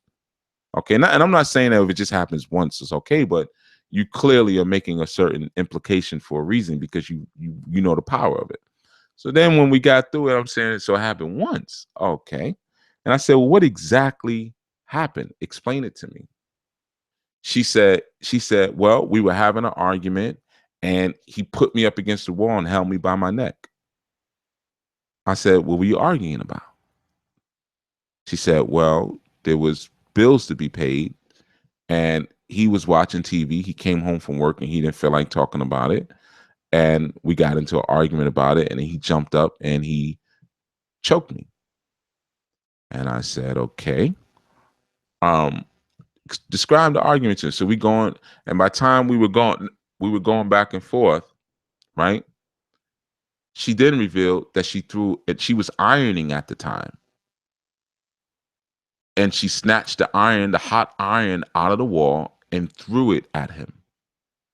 At his face, to be exact.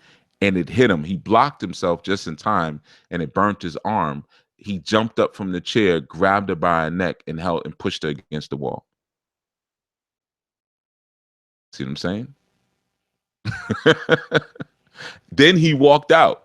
He didn't choke her and she passed out. No. He grabbed her, pushed her against the wall by her neck, and then walked out the house.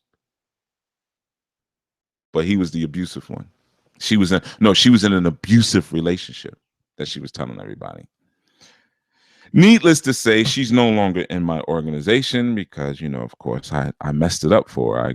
I messed up her whole, she had that identity as the abusive woman and now it's gone. So I ruined that for her.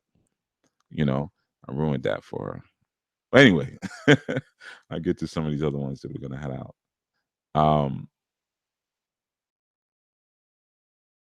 There's another woman I know. I don't even want to tell that story. Another liar. And she's so big with it. She actually has articles and blogs I saw on. And I know her personally. We went out to eat one time and she ran the whole thing because obviously everybody she meets, she tells this abuse story. And same thing. By the time we was done, it wasn't abuse at all. Wasn't even abuse at all. Said that in the blog and everything that her ex threw a book at her full speed. By the time I was done with it and I went through the questioning, found out that he threw a book and it hit her foot, the heel of her foot. He wasn't even trying to hit her with the book. He was throwing it in her direction and it hit her heel. After she was screaming at him, going crazy. She did admit that to me. Yeah, I was going off on him. And then I was threatening to call the police, And she had said something about a book that was on the table, and he knocked the book off the table, and it hit her heel. But that's not the story she told in the blogs and everything else. And why was she going off and screaming because and threatening to call police? Because the son that she had by another man that this man was actually raising with her, he was having the boy do push-ups because he didn't do his homework and then got real rude and smart about not doing it. So he made him do push-ups. She came home, saw it, and the boy was whining and crying because he had to do push-ups. And she went off on the guy and threatened to call the police on him. So he knocked a book off the table. It might have been one of the children's school books, and it hit her heel. And now she gets to do blogs and articles about domestic abuse. I'm sorry, I don't mean to laugh, but it is almost kind of funny.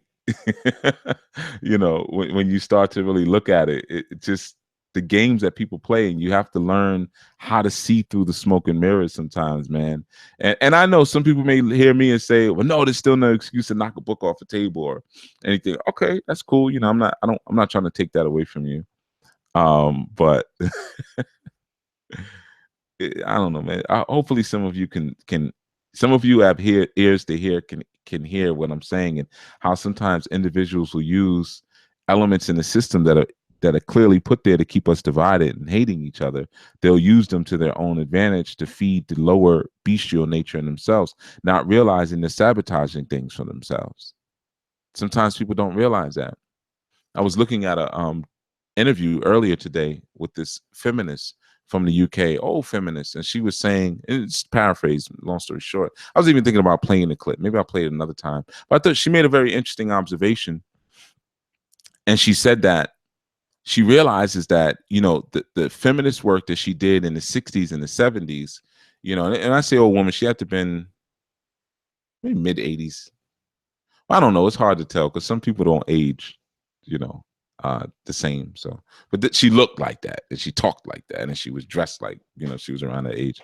But she was saying, yeah, the work that she did in the 60s and in the 70s and the 80s and all of, you know, she realizes that there was an inherent problem, because she said that her and many of her comrades are now lonely old women.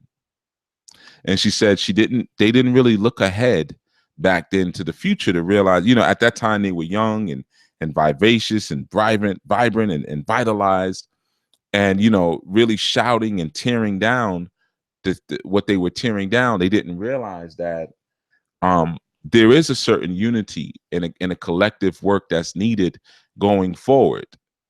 And they weren't mindful of that. They didn't think in a linear fashion, as females don't. They think holistically in a circular fashion.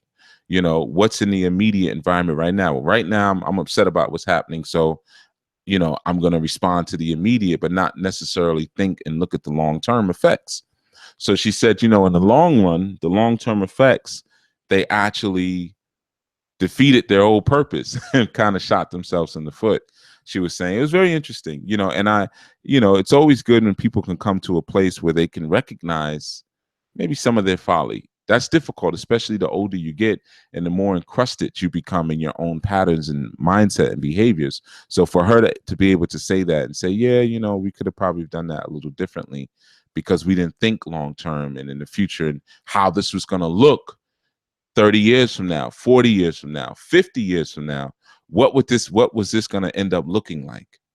You know, so sometimes people use certain aspects of a sick society and we weaponize, or they're already weaponed, but we weaponize them against, sometimes we weaponize our emotions and our love against one another and not really look where that will leave us in the long term. You know, we have to kind of be more so long-term thinkers in that sense. Peace, Layitha. Marvin says, ooh, Chief, finally see from your response, look for the red flags and deal with it to save ourselves the hurt.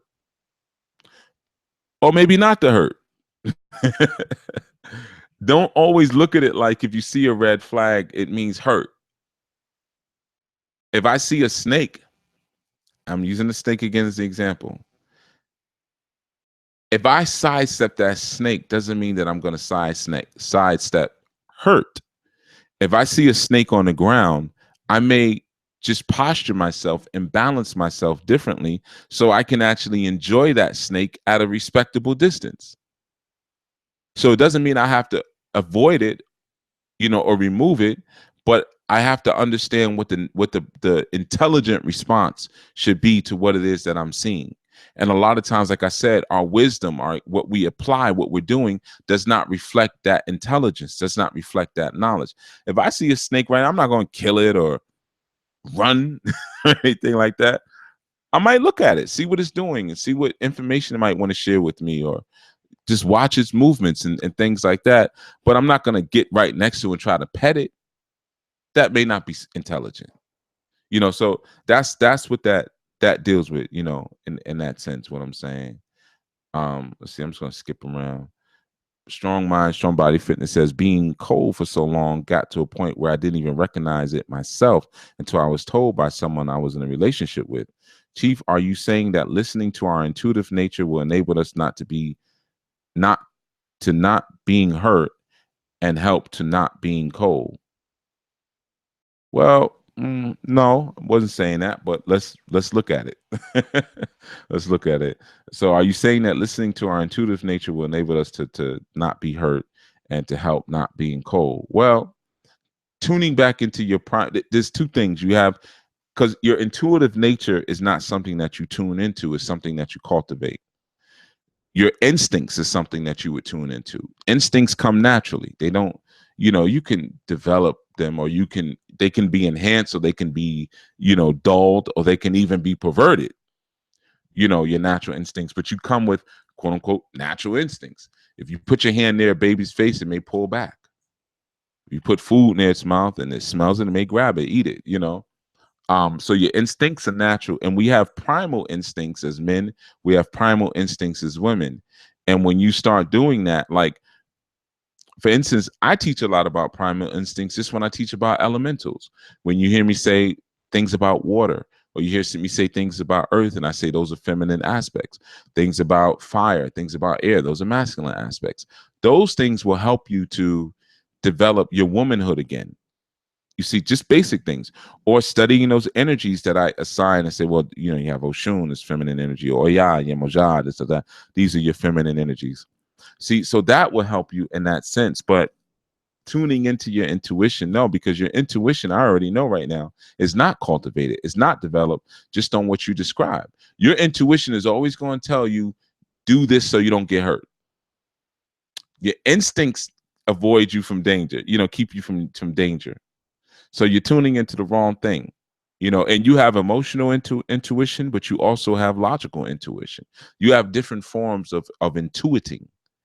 Okay, it's not like instinct so much. Your instincts, you have survival instincts and you have primal instincts.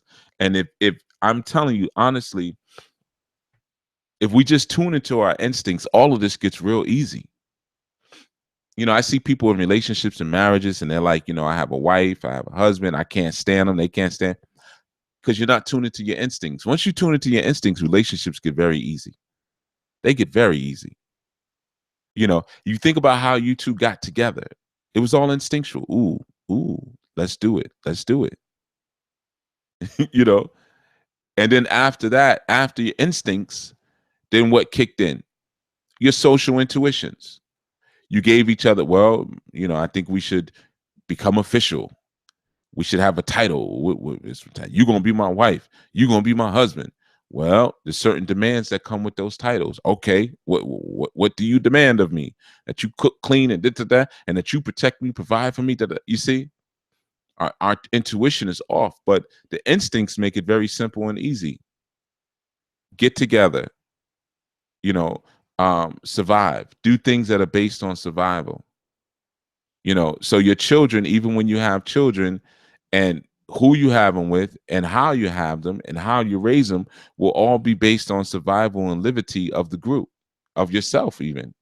You see, that's all instinctual. It's real easy. Where you live will be instinctual. How you live will be instinctual.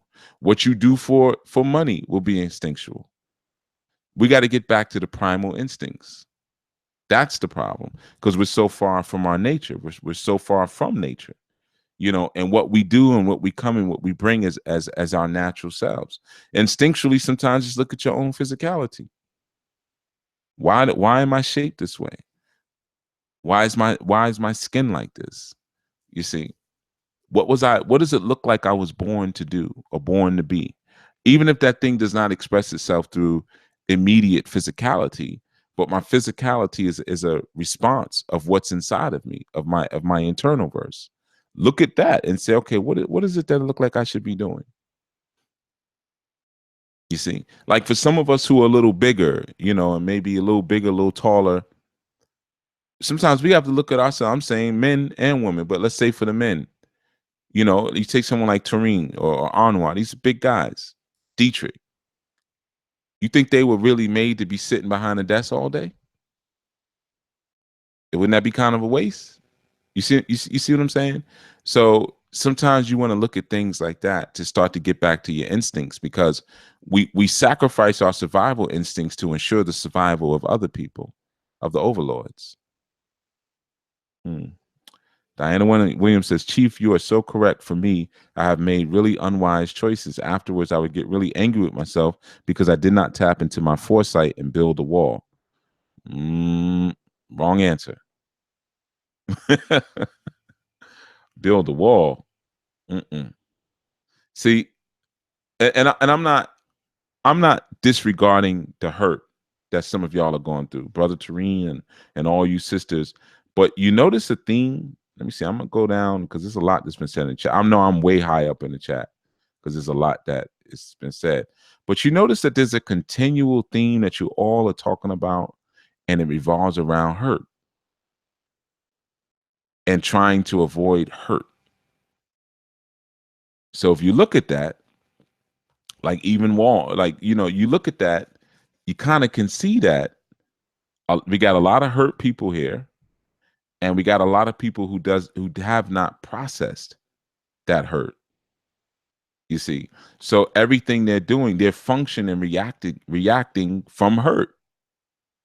They're not functioning and reacting from intelligence, and I'm not saying everything has to be logical all the time. There's a time for emotions too, because logic becomes its own prison. There has to be balance. If you're not balanced, then between logic and emotions, the truth arises. Can't stay in one all the time. But everyone here keeps talking about this hurt and how we do things to not be hurt, to not get hurt. I said that the other day, man. Stop running from hurt all the time, because it will chase you like a dog. You run from a dog, it's going to chase you. Stop being so afraid of that. Afraid to lose an eye, afraid to lose a finger, and all those different things. If you start moving in a natural flow of your instinct, you won't anyway. That's why I love running through the woods barefoot. I do it all the time. As soon as I get on a hiking trail, I got to take my shoes off. And everybody says, man, you're going to step on a sharp rock or stub your foot on something or whatever. That's happened maybe once or twice. I've been doing that since I was young, because I love the feeling of my instincts kicking in. I love it. I don't get hurt, and I'll be running up and down mountainsides and stuff like that. I'm good. Feels good. Feet get nice and strong, instincts. So I find opportunities to sharpen those instincts. We get that through fighting as well. Or sometimes even when people cook, you say, oh, what's the recipe for that? I don't know. I cook by taste. Little ways. Rohani Jaha says, I never understood The Matrix. You need to go back and watch it again. It's a good movie. Dark World is similar to it, as is Inception. All of those may help you. The Terminator is even good to understand The Matrix. The Terminator. All right. Layatha says, yesterday I was talking to someone and I was telling him how whenever before he tells me what I'm doing wrong, I'm already offended. So it's really me want to be hurt, which is crazy. Yeah. Little 18-year-old girl, Layatha, you better hold on to that point. You just made a very profound point that hopefully you won't also be saying 10, 20, or even 1 year from now. So many people have that same issue. I'm going to read what she said again. Yesterday, I was talking to someone and I was telling him how when even before he tells me what I'm doing wrong, I'm already offended. She said a lot right there. She said a lot. So what happens, of course, is because and she she says it's really me not wanting to be hurt. But she said, so it's really me want to be hurt. Right. You're rushing, you're clasping yourself to the pain. For some, hurt and pain have become your religion. They become your overlord in that sense. So you're immediately always trying to bind yourself back to the pain, which of course causes a situation where you can't be taught. Nothing can be said to you. So therefore you will never grow. You stay in the same place for the rest of your life. So it's good that you got that now. Okay. Nikki Love 621 says, damn, what a different perspective, Chief. Potty mouth. Shaga Guru says, Chief, are the people, parentheses, lovers, friends, family, etc., reflections of our own thought patterns and personal nature? Yes, they are. They're part of what we choose when we choose our Ori, but I'll keep going. When bad things happen, are we witnessing our mistakes as reflections in our mirror? Yes. But remember, bad is subjective. So when we say bad or good, sometimes what we call bad is a part of what we wanted to achieve, what we call good. So it's subjective, hey, I'm sure some of you at times have been fired from a job, right? And you thought the world was going to end. Oh my goodness, my job fired me. You crying and I got rejected and fired, and it's overwhelming. And then right after that, you get an opportunity for something that you've always wanted to do, and you say, "Oh my goodness, getting fired was the best thing that could have happened to me." So the good and bad piece is very subjective in that sense, but even in that degree, you still caused it to happen, but it was the reaction that you chose that defined it, and categorically as good or bad. Michelle says, I can share that with you. Okay, I think that's something else she's saying. Oh, you're talking about love. So, yeah, I did notice that someone asked, what is love? What is love? But I've explained that a bunch of times, so I actually don't want to answer that. I'm sure the students can. Design's Not Defined said, my mother used to fill my head with stories of my father's abuse. Yeah, they always do that stupid ass crap. But the way she used to act, I can understand his frustration. The woman is a cannon, right? So he had to go upside her head a couple of times. Now, I'm not saying he's right for going upside someone's head. Like I always say, after you're an adult, I don't want to say 18, but 15, 16, whatever, no one should be putting their hands on you. No one should be putting their hands on each other. Yeah, if you're protecting yourself or whatever, but we should be able to talk things out, after a certain age. But, some people are so intolerable that they push you beyond your human limits. And then when you behave like a human would, what happens? You're abusive. And then you poison the child's head with that crap. That's not fair. That's abuse. That within itself, that's the abuse part. You're abusing and you're molesting a child's innocence.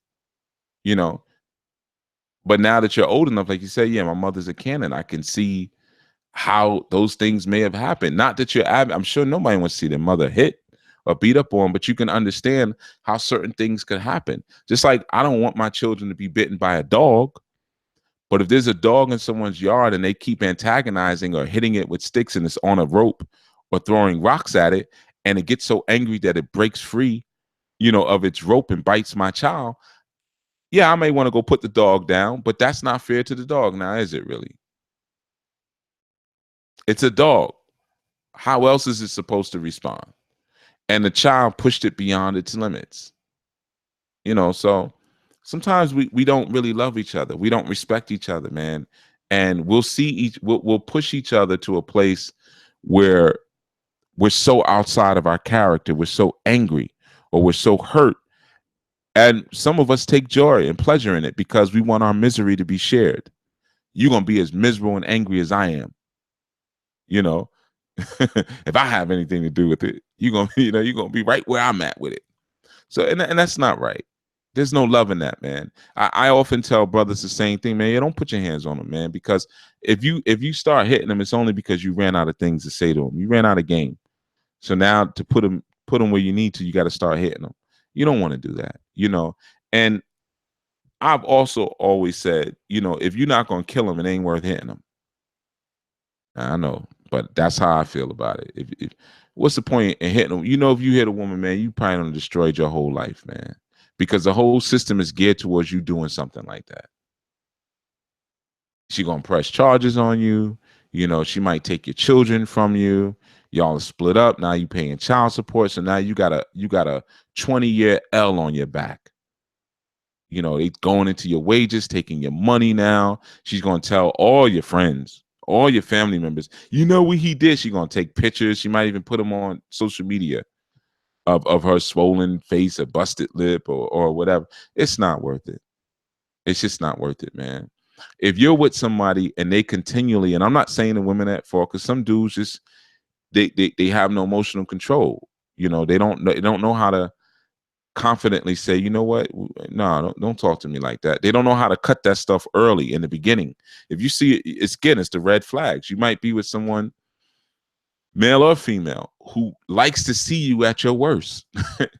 That's a situation that's going to turn violent at some point. They like to see you at your worst. You got to get out of that, male or female, you know? So, yeah, man, a lot of times it's crazy situations that we allow in our lives because of the crazy in us. You know, like Royal Honey said in one of her comments earlier, see, look at all this crazy. She crazy. I smacked my ex with the Bible. SMH, I was loco, LOL. But she's laughing at it, though. Then she said earlier, I like crazy. So what do we know now about Royal Honey Jaha? She's crazy. She is crazy. So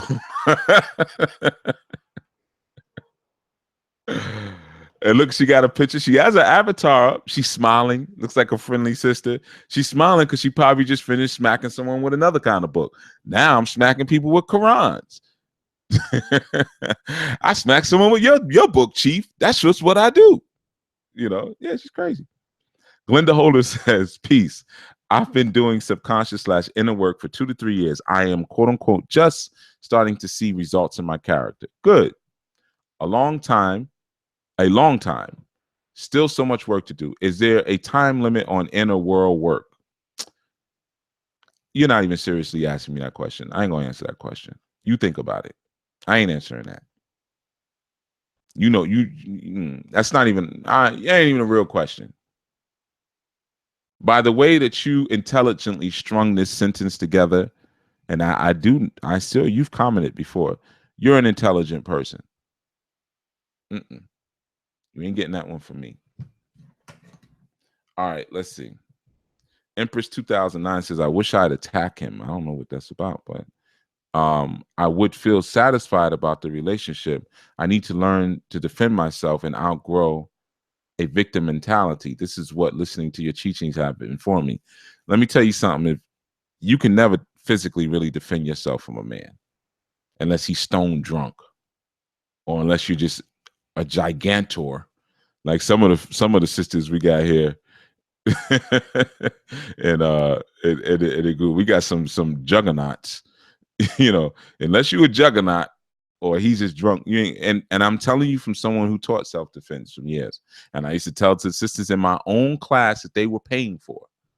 At the end of the day, once a man's testosterone gets pumping and going, what he wants to do with you, he's probably going to be able to do. You know, and I used to have sisters, what about sensei? What about pressure points? I heard you can hit someone at certain pressure points and freeze their whole body up. Man, stop reading so many comic books. I tell people that. You watching too many old Chinese movies, man. You know what you could do? The best pressure point that you could get is a person's testicles.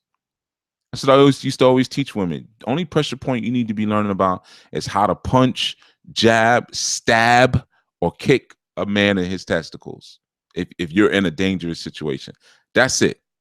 Now, yeah, you can also take a knife or a uniball pen and stab him under the jawline. That's also a nice pressure point, the jaw. But stab pressure points, all that. I'm gonna poke you in the chest point, pressure point, then I'm gonna walk away and you're gonna be frozen. Come on, man, you watching too much X-Men. So yeah, man. But as far as what you're saying, I wish I'd attack him and I would feel satisfied about the relationship. Nah, that wouldn't have brought satisfaction. Remember, the flesh is never satisfying. But the one thing you said that will do it, will do what you want. I need to outgrow the victim mentality. That's what you want. That's the key. That will give you that fulfillment that you're looking for. You know, you can't rewind time, of course, right? You can't go back in time and change any of that. And at the end of the day, again, guy's gonna be able to do with you whatever he pretty much wants to. Just like a woman, you can't out emote a woman. If she wants to emotionally bully you, she will emotionally bully you. She will psychologically bully you. Those are her realms. She'll get you. So the thing to do is to be with someone or around someone that wants to see greatness in you and see the best in you and for you. There's a lot of people who don't, though they say they do. They're lying. They want the great for themselves on your heels, you know, or at the expense of you. So that's really the key. Get around some better folk, you know. Let's see what we got. Designs not defined says we got to process and leave the wall of suffering. Right. Forget them walls. You were hurt. You were hurt before. Work to move past it. God damn, this was on time for my girl and me. Y'all are some real sailor potty mouths. Goodness. Need your mouths washed out with black soap and eucalyptus oil. but but no, yeah, you're right. Design. She just said something deep you sisters need to listen to. I'll read it again. We got to process and leave the wall of suffering. Women don't create walls. You think it's a wall. It's not a wall. Men create walls. You're not the solidity. Now, of course, we could look at Earth and say, well, Earth is convictions and structure, but your walls are very easy to get through. That's why they never work. Even when you try to distance create walls of coldness, and it never works. Somebody always gets through. If we want to get through, we're going to get through one way or another, you know. So, but she's saying some deep things here. You know, we got to process and leave the wall of suffering. You were, she put capital were, hurt before, work to move past it. You know, I know it may sound like everything we've been talking about, but you know, the ordering of her words are important. What she said, you were hurt before. And let's do this. You hurt yourself before. Learn from your mistakes of what you did to yourself before. Okay. Natural flow of your instincts. Please do a class. Nah. You don't need a class on that. You just need to work on the stuff that's already in front of you. Then it will come. Michelle says, Chief has broken down that love is connection in many shows. Right. That's why I'm not answering those kind of questions. I suggest going back to the archives. Also, I knew phase 1, right? The first units of that class are hot fire. LOL. Dylan. All right. Michelle says, Chief, I would like to ask, why is it that the people who are most like me that irritate and hurt me so easily? Come on, that's easy. Do I need to answer that, Michelle? You already answered it in the question. Because they're most like you, so you have no defenses for yourself. How do you stop yourself from getting in? You can't. So if a person is most like you, then they immediately have the key to your heart. They immediately have the key to get in. So it's very easy for them to irritate and hurt you. And of course, you're seeing a reflection of the irritation and the hurt that you're sending out into the world. So yeah, come on, that's you don't need me for that one. No, you don't need me for that one. You got that answer. That one's easy. You know, we got to always realize this too, man. Whenever you're hurting someone, you're hurting yourself, because we're all connected. It's the law of correspondence. You can't do evil by someone and not do evil by yourself. It just won't work. Be mindful of that whenever you're trying to do certain rituals and whatnot. You're ritualizing on yourself. Okay. Jennifer says, Chief, there has never been a time when where a man, husband or boyfriend, put his hands on me and I didn't deserve it. My mouth has been a detriment to my relationships, and I'm learning that I have had a history of being verbally abusive at times. I regret this. Deserve equals repercussions of my choices in the heated conversations. This is because I was never taught how to properly communicate with the man. It was all about me exercising the independence that I thought I owned. You know how many sisters are gonna dumb you down, Jennifer, because of what you just said? What you just said wasn't wrong, but you know, that's some real dangerous territory you just stepped in. That you push someone beyond their limits because you didn't have proper protocol and somebody responded in a way that they would. Sometimes we forget how physical men are. Sometimes we forget how emotional women are. You know, and we play and we toy with it and we antagonize those aspects of our manhood, those aspects. You know, we want to be with a warrior. I've had so many women say that to me before. You know, like, I like you because, you know, you're a warrior. And when I'm walking with you, I feel so safe. And I've seen you push people out the way and stuff like that. But then when we get home, if you raise up on me, you might raise up that warrior energy. Then what you going to do with it? It's not so sexy now, huh? It ain't so sexy. You know, when someone's in your face and they walking slowly towards you and saying, sit down, sit down, shut up, don't say another word. And you know that it could easily go somewhere you don't want it to go. It's not sexy now. So don't play with it. I like big, strong dogs like Rottweilers, you know, because I don't have to carry a pistol if I got a Rottweiler with me. I got a legal weapon right there. But I recognize that dog it has aggression in it. It's a weapon. So I'm not going to play with it. You don't play with weapons. They're not toys. And you shouldn't play with people. Just like women are emotional. Sometimes we use romance as a way of manipulating their emotions, which I don't advocate. I think it's very cruel. You know, hey, I'm gonna give her this card, give her these flowers, not because you really appreciate her, but you want to keep her locked in a certain way. Feed her rice and gravy. You know what I mean? Just because you want to keep her locked in. That's not cool. That's not honest. That's not sincere. You're doing it to manipulate. So it's the same thing, you know, believe it or not. Sometimes we don't respect one another. We push each other beyond places that are natural. And then when things happen, we cry victim. And you know, you might run across a person like me, be like, you ain't no victim. Get out my face. You caused that. That's why when I hear those certain words are buzzwords that I know society gives us, patriarchy, abuse, homophobia, homophobe. Soon as I hear certain words like that, I'm like, here we go. Here we go. What's this person talking about? Because it's usually garbage. Soon as I hear this person was abusive, no one ever speaks about their abuse. How did you abuse them? Like I shared that story once. Very good friend of mine.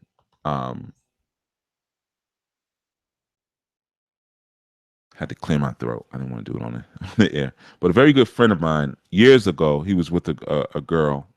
Many years. We were young boys at the time. Long story short, the girl stabbed him up, man. Stabbed him up so bad that his arm was like just shrivels of tendons.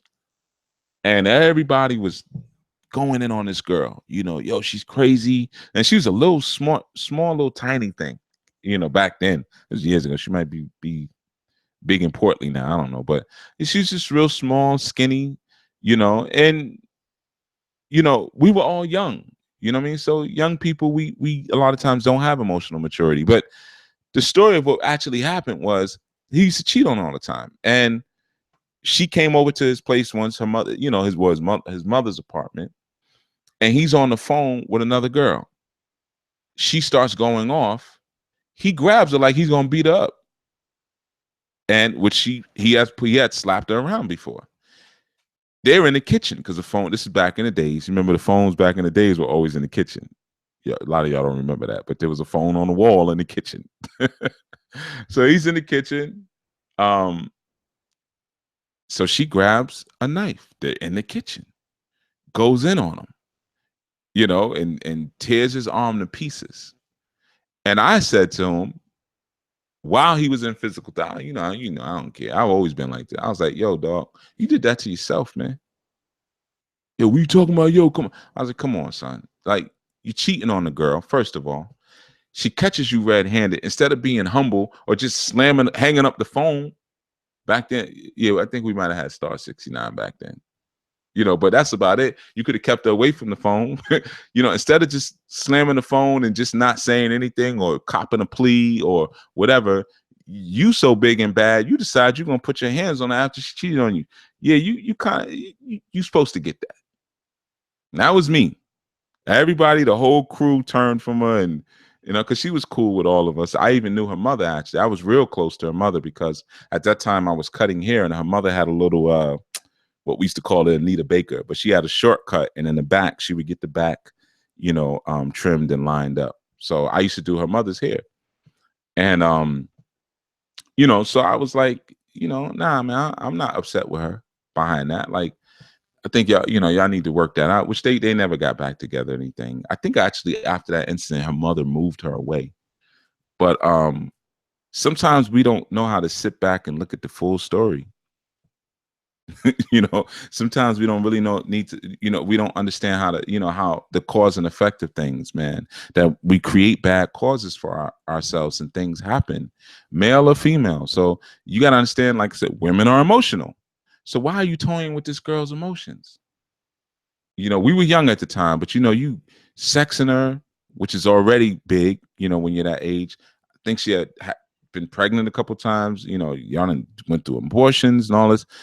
You're cheating on her, which is already horrible. But then, and you put your hands on her, which is doubly horrible. And then she catches you red-handed, and you everything comes back. She's a woman. At that age, maybe we were about, I would say maybe late teens, 17, 18, 19, around there. He's a little older than me. He had me a couple of years. But I don't think any of us were 21 yet. We weren't even that old. Maybe 19, 18, 19, 20, around there. But, with children, at that age. We don't know it, but we're children, so you got to respect the woman's emotions. Yes, she will throw bleach in your face. Sister Marvin knows about that. She's from Guyana. Oh, and we got another Jamaican up in the house. What was it? Kiara, something like that. Yeah, they know about throwing bleach and acid in men's faces. Yeah, them Guyanese women, boy, they were elegant looking, but they off their rockers. Approach with caution. All right, let's see. I think we guys got a few more, then we're gonna get out of here. Sister Glinda says, thanks, Chief. I have felt stuck at times and like, quote unquote, this was taking too long, but I see kinda. Yeah, I think you do. And so I ain't gonna answer that one. I have answered it before though. But I'm not gonna give you that. Because you shouldn't even be asking that question. It's not even a question you should ask. How long does inner work take? See, anybody let me just say this, because I'm not going to answer your question, but I'm going to give you a warning for your own good. Anybody who gives you a time period is selling you something. All right? And it's okay to sell things, like I sell classes, but there's work that goes into them. I should be compensated for it. There's a lot of work that goes into it. Even if there wasn't a lot of work that goes into it, a works person or a crafts person is worthy of their hire. You call a psychiatrist because you got an issue, he gives you a bill. You call a doctor to do a diagnosis, you get a bill. You take your car to the mechanic just for a diagnosis, get put on the machine, you get a bill. Time is worth something. A person's expertise is worth something. So I'm not saying, I'm not discounting that, but what I am saying is that in that situation, we all are different people working with different things, and development is a lifelong journey. We came here to develop and grow. And if anybody tells you, and I've heard this before, people have said it to me, I don't need to learn about that. I don't need to learn about this. I got that. I'm good here. I'm pretty much good. I've had people who've gone through all kind of issues. I'm thinking one in particular, and I've asked them, is there anything wrong with you? Do you have any issues? Response is no. That's a psychotic person. That's a person that has screws loose. If you're here on a planet and you're inside of a rotting carcass, just the fact that you have a body immediately lets us know that something's wrong with you. Immediately. Think about how many mites and bacteria you got crawling on your skin right now as we're talking. Or inside of your mouth, or inside of your anus. How much garbage and worms and bacteria and vermin are crawling on your body while it's still steady rotting and decaying all the while. And you gonna tell me ain't nothing wrong with you? If that was the case, then the body will be preserved forever. But then you do have people who advocate we're not supposed to age. We're never supposed to age. They don't understand. They don't understand why they're here. That's those people don't understand what they're here for. You see. So yeah, this is a continual work. As the body decays, the spirit ascends. As long as your body is decaying, your spirit should be evolving and growing and ascending. But I probably already answered your doggone question. I didn't want to answer that question, but I may have kind of done that. But Nikki Love says, Jennifer, you are not alone. High five, Jen. Royal Honey Jaha. Don't high five Royal Honey Jaha. She crazy. And she said, I'm mean. I'm not mean. LOL, Chief, you're mean. Yeah, right. Don't high five her. Remember, she crazy. She's smacking people with Bibles. Like she's trying to save them. She's trying to exorcise demons out of them. Michelle says, Modupe, Chief, I am blind to certain aspects of myself. I am willingly working on that, gearing up for the solstice and beyond. Forget the solstice. Forget it. Just keep working. Don't even put that in it. Just keep working. And many aspects of yourself you're not blind to. Remember, in order to keep things inside of you alive, you got to feed them. You know what you're feeding yourself with. How many of you still like those little dumb reality TV shows like Basketball Wives and Housewives and all those different wives and whatever, knowing that it's straight debaucherous? And then y'all joke and say, yeah, well, you know, I like a little ratchet sometimes. Well, what are you feeding inside of you when you're watching those things? Then you wonder why you're going around smacking people with Bibles. I know you said that was a long time ago, Rohani Jaha, so I'm just messing with you. Even though you didn't give a date, so that could have been like a couple of days ago. But anyway, in order to keep those elements alive in you that you don't want or debaucherous or harmful to yourself and your environment, in order to keep them alive, you have to feed them through the nutrition that they came from. Everything that to stay, you know, stays alive through its nutritious element of where it was spawned from. If you create a mind with mind, it needs mind to stay alive. If you create intelligence through research and through knowledge acquisition, you need knowledge to keep intelligence alive. If you create a body through the planet or through the earth, you need the elements of the planet and the earth to keep the body alive. If you are greedy, or if you are riotous, or if you are backbiting, or if you are disorderly, you know, if you bring disorder, whatever it is, you need disorder, riotousness, ratchetness, debauchery in order to keep that element alive in yourself. So if it's still present in you, you are feeding it. You're feeding it. Some of us got cancers inside of us, right? I was doing some work last night. I was with some people. It's very hot here in the north now. All of a sudden it's hot now. You know, it's the weather's very confused, but I was with somebody. They were like, "Oh, let's go by the store and get these, you know, like basically like, well, they call them Slurpees here, I know, but like, you know, crushed ice drinks with syrup in them. That's basically what they are." And I was like, "Yo, let's skip that and let's go get some fruit, like some not just like let's go get an apple, but you know, you can buy the little fruit cups or whatever, like, you know, papaya or mango or whatever." And I'm like, "Yo, it's gonna have the same effect." Because basically it's hot, You want something cool and sweet. We can do that.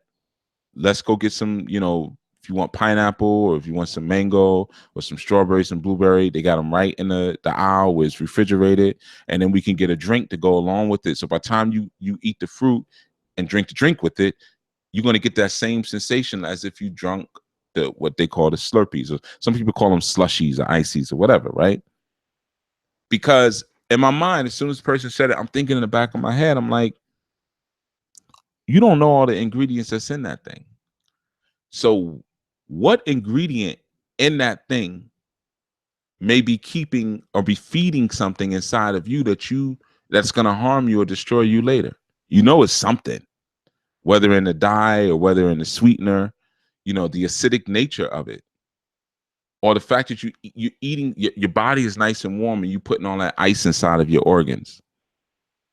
When you have something real hot and then you freeze it suddenly, what happens? It becomes brittle. It breaks. Or make some lentils. Make some lentil soup, some beans. While the pot is still nice and hot, put it in the refrigerator. What happens to the beans? Any of you know how to cook, you should know. I'm not even going to give the answer. I'm going to see what women know how to cook.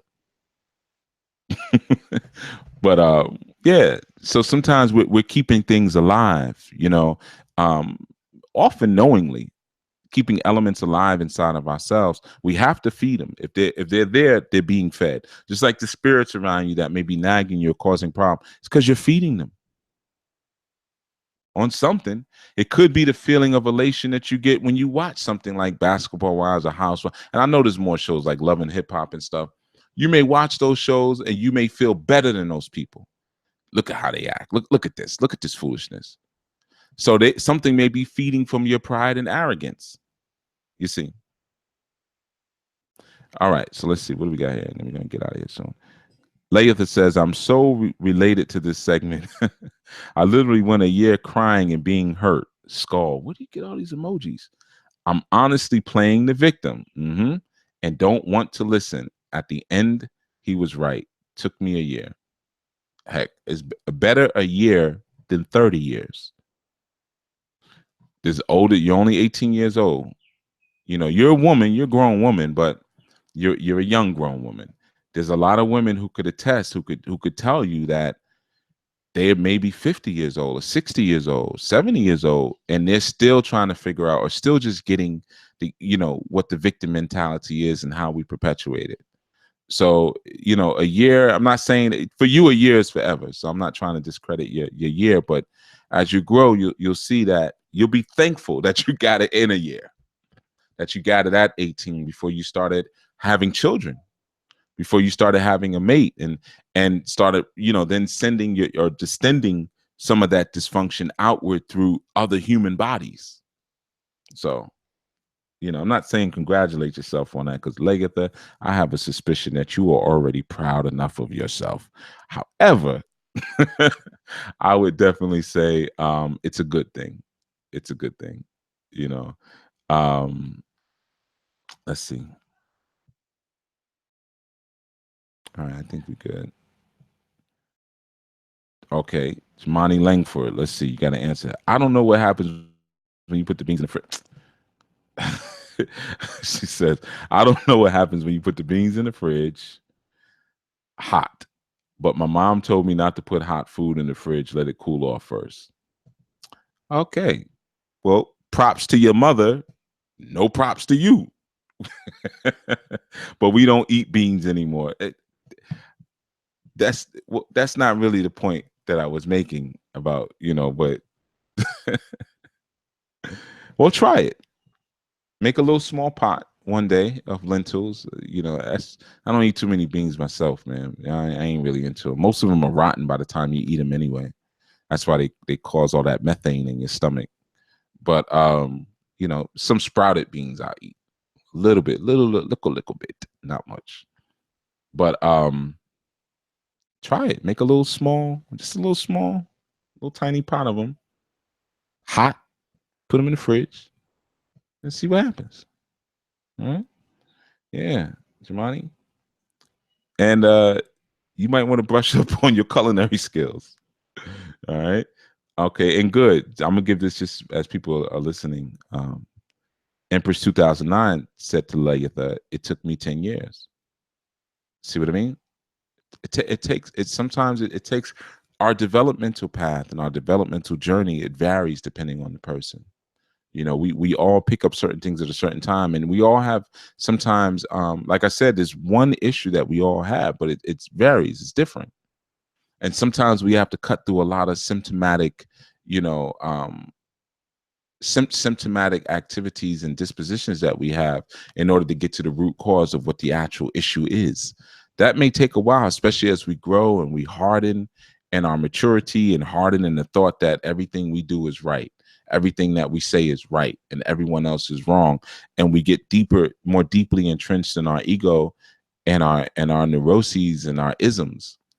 It gets very difficult. That's why, going back to the movie The Matrix, remember in the beginning he was going into shock and throwing up, and they say, yeah, you know, and Morpheus said, I have to apologize, Neo. We don't normally wake up people as old as you. You know, it's harder for them once they get a certain age. It's true. That's why I often tell you guys, it's not about y'all, it's about the children, you know. So share this with young people so they can learn, because you may learn a few things here and there, but some of you are going to have the same isms forever. You ain't trying to let them go. You figured out a way to creep your dysfunctions into consciousness. And that's why so many people come and go from Anu, because this is not a movement where you're going to be able to do that comfortably, because I'm good. I can see you. I'm good at seeing people. And I'm not afraid or ashamed to speak up and say, oh, you know what? You're a chronic liar. I noticed that about you. Let's work on that. Or you're lying about being a priest. Let's work on that. And the person say, what?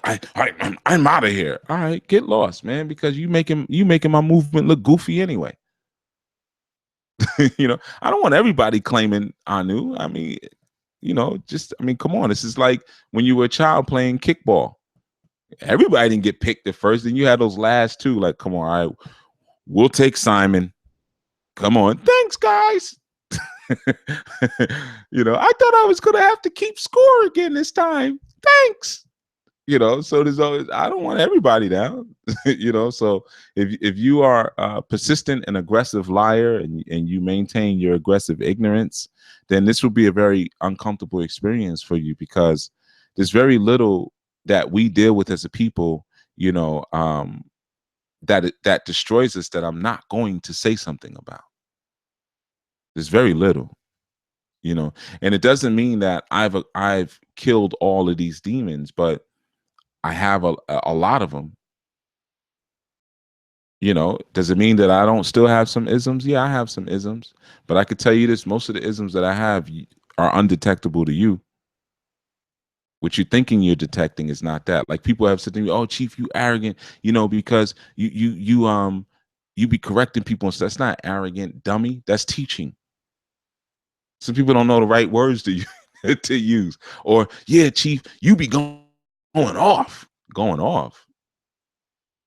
When I go off, people get hurt physically. So no, you've never seen me go off. And when I go off, I'm quiet. Now, how can I go off on a show where all you could do is listen to me? If I was going off, you wouldn't hear anything. All of my close friends know that about me. They crack jokes about it all the time. Yo, when you get angry, you get so quiet, you be whispering. That's how I am. When I get angry, I don't yell and do all of that stuff, because then I'm gonna start coughing. Plus, I want to save my energy. I don't want to lend my energy to yelling when it should be lent to what I feel like I'm probably getting ready to do. You know, so people they misconstrue things, and then they put the wrong title on it, man. You know.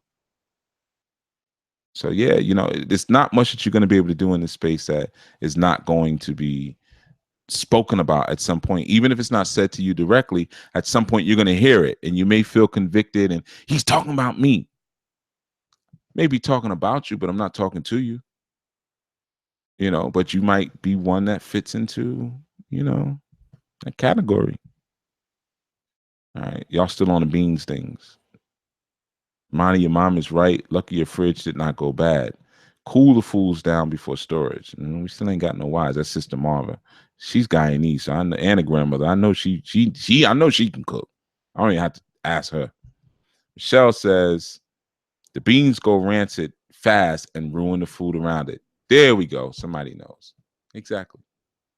But I wanted someone to experiment, do it, taste it. I don't know, that would have been cruel, but hey, you won't die for some rancid beans. Once you take the first spoonful, you're gonna know they're bad. But that's what happens if you put like hot lentils or whatever into your stove. It will go bad immediately. Okay. Layatha says, yes, Chief YUYA, I do like myself. I didn't say like yourself. I said super proud. I'm Haitian. I can't help it. He. Yeah, huh? Your Haitian women are a special sort. They are a special, even at a young age. One thing about them, the way they are, they reveal it very young. 16, 17, 18, they let you know what it is at a very young age. They don't so much grow into their Haitian character. It's very clear right there from the beginning. Yeah. And Layatha has all of it. I peeped it. Yeah. Haitian women are very interesting. They are y'all are an acquired taste. All right, I'm gonna get out of here because we're going almost like on 3 hours now. All right, and I have so much to do today. All right, but that has been our segment this Sunday. So all of this was extra. All the extra when I'm just reading the questions and answering them. That's just extra bonus material, as we say. But you have the bulk and the concentration of what we spoke about earlier. All right, so I'll be back this Sunday at 11 a.m. doing Chief Speaks. And remember that there's a men's call this Sunday and the women's call, we're going to get started again. But like I said earlier, people jumped and made their own group. That was stupid of you, sisters. When it wasn't stupid, it was rebellious, and it was stupid in the fact that it's self-sabotaging. I wasn't going to say all of that, but I see that extra group has caused extra issues. If I tell you something, do it. Period. I'm saying it for your own good. Stop thinking that you can pick and choose the things that you want to accept and not accept, or trying to make your own program, because you're going to lead yourself and others around you into ruin because you don't know what you're doing. That's why we have a man at the headship. I know what I'm doing. If I say we need to suspend the group for a month, I need to reorganize, whatever, don't go and start another group, because that's what the devil does. The divine, or let's say God, creates something and then the devil imitates it. And it's always a soulless version of what God just made. So you create a group and you put the soul of Anu and its instructions and doctrines right in the middle of it. And then y'all go create another group and you put the soul and the doctrine of feminism in the middle of it. That's devilish. That's what the devil would do. So now am I God and you the devil? Mm-hmm.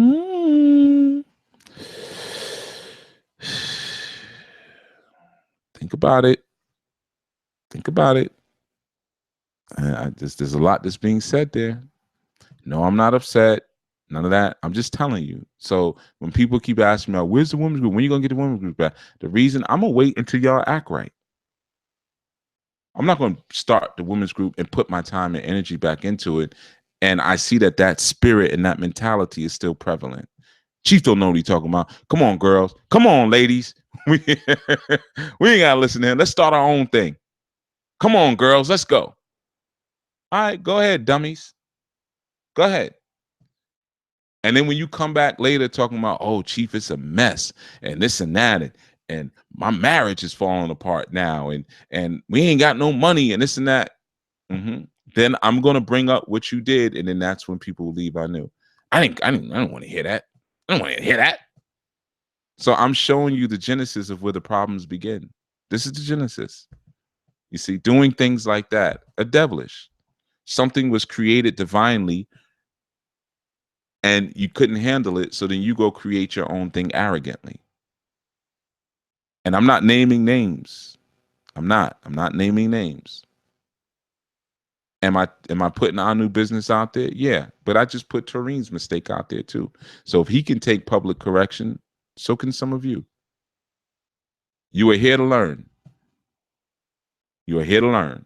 So that if you're here to learn, That means there's a gap of things that you need to learn. That means there's a gap of things that you don't know. So that means there's a possibility you may do things incorrectly based on what you don't know, or based on what you've grown accustomed to doing, which has been a detriment to your life up until this point. That's why you're here now at 7 o'clock in the dawning listening to a 3-hour show. Because you know how much you need the therapy. So don't undermine the actual therapy. Don't do stupid things like that. Because the therapist at some point may say, you know what, F this. Because I don't need the therapy. I got other things I'm working on. This is for you. Give some consideration. That's for brothers and sisters, all right? Because some of you don't have men in your lives who would have said, hold on, wait a minute, the man stopped the group.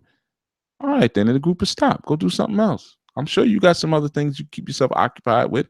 Have you finished his class? Have you been working on the class? Have you gone through all the shows and the rituals that he's given? Have you gone through the books?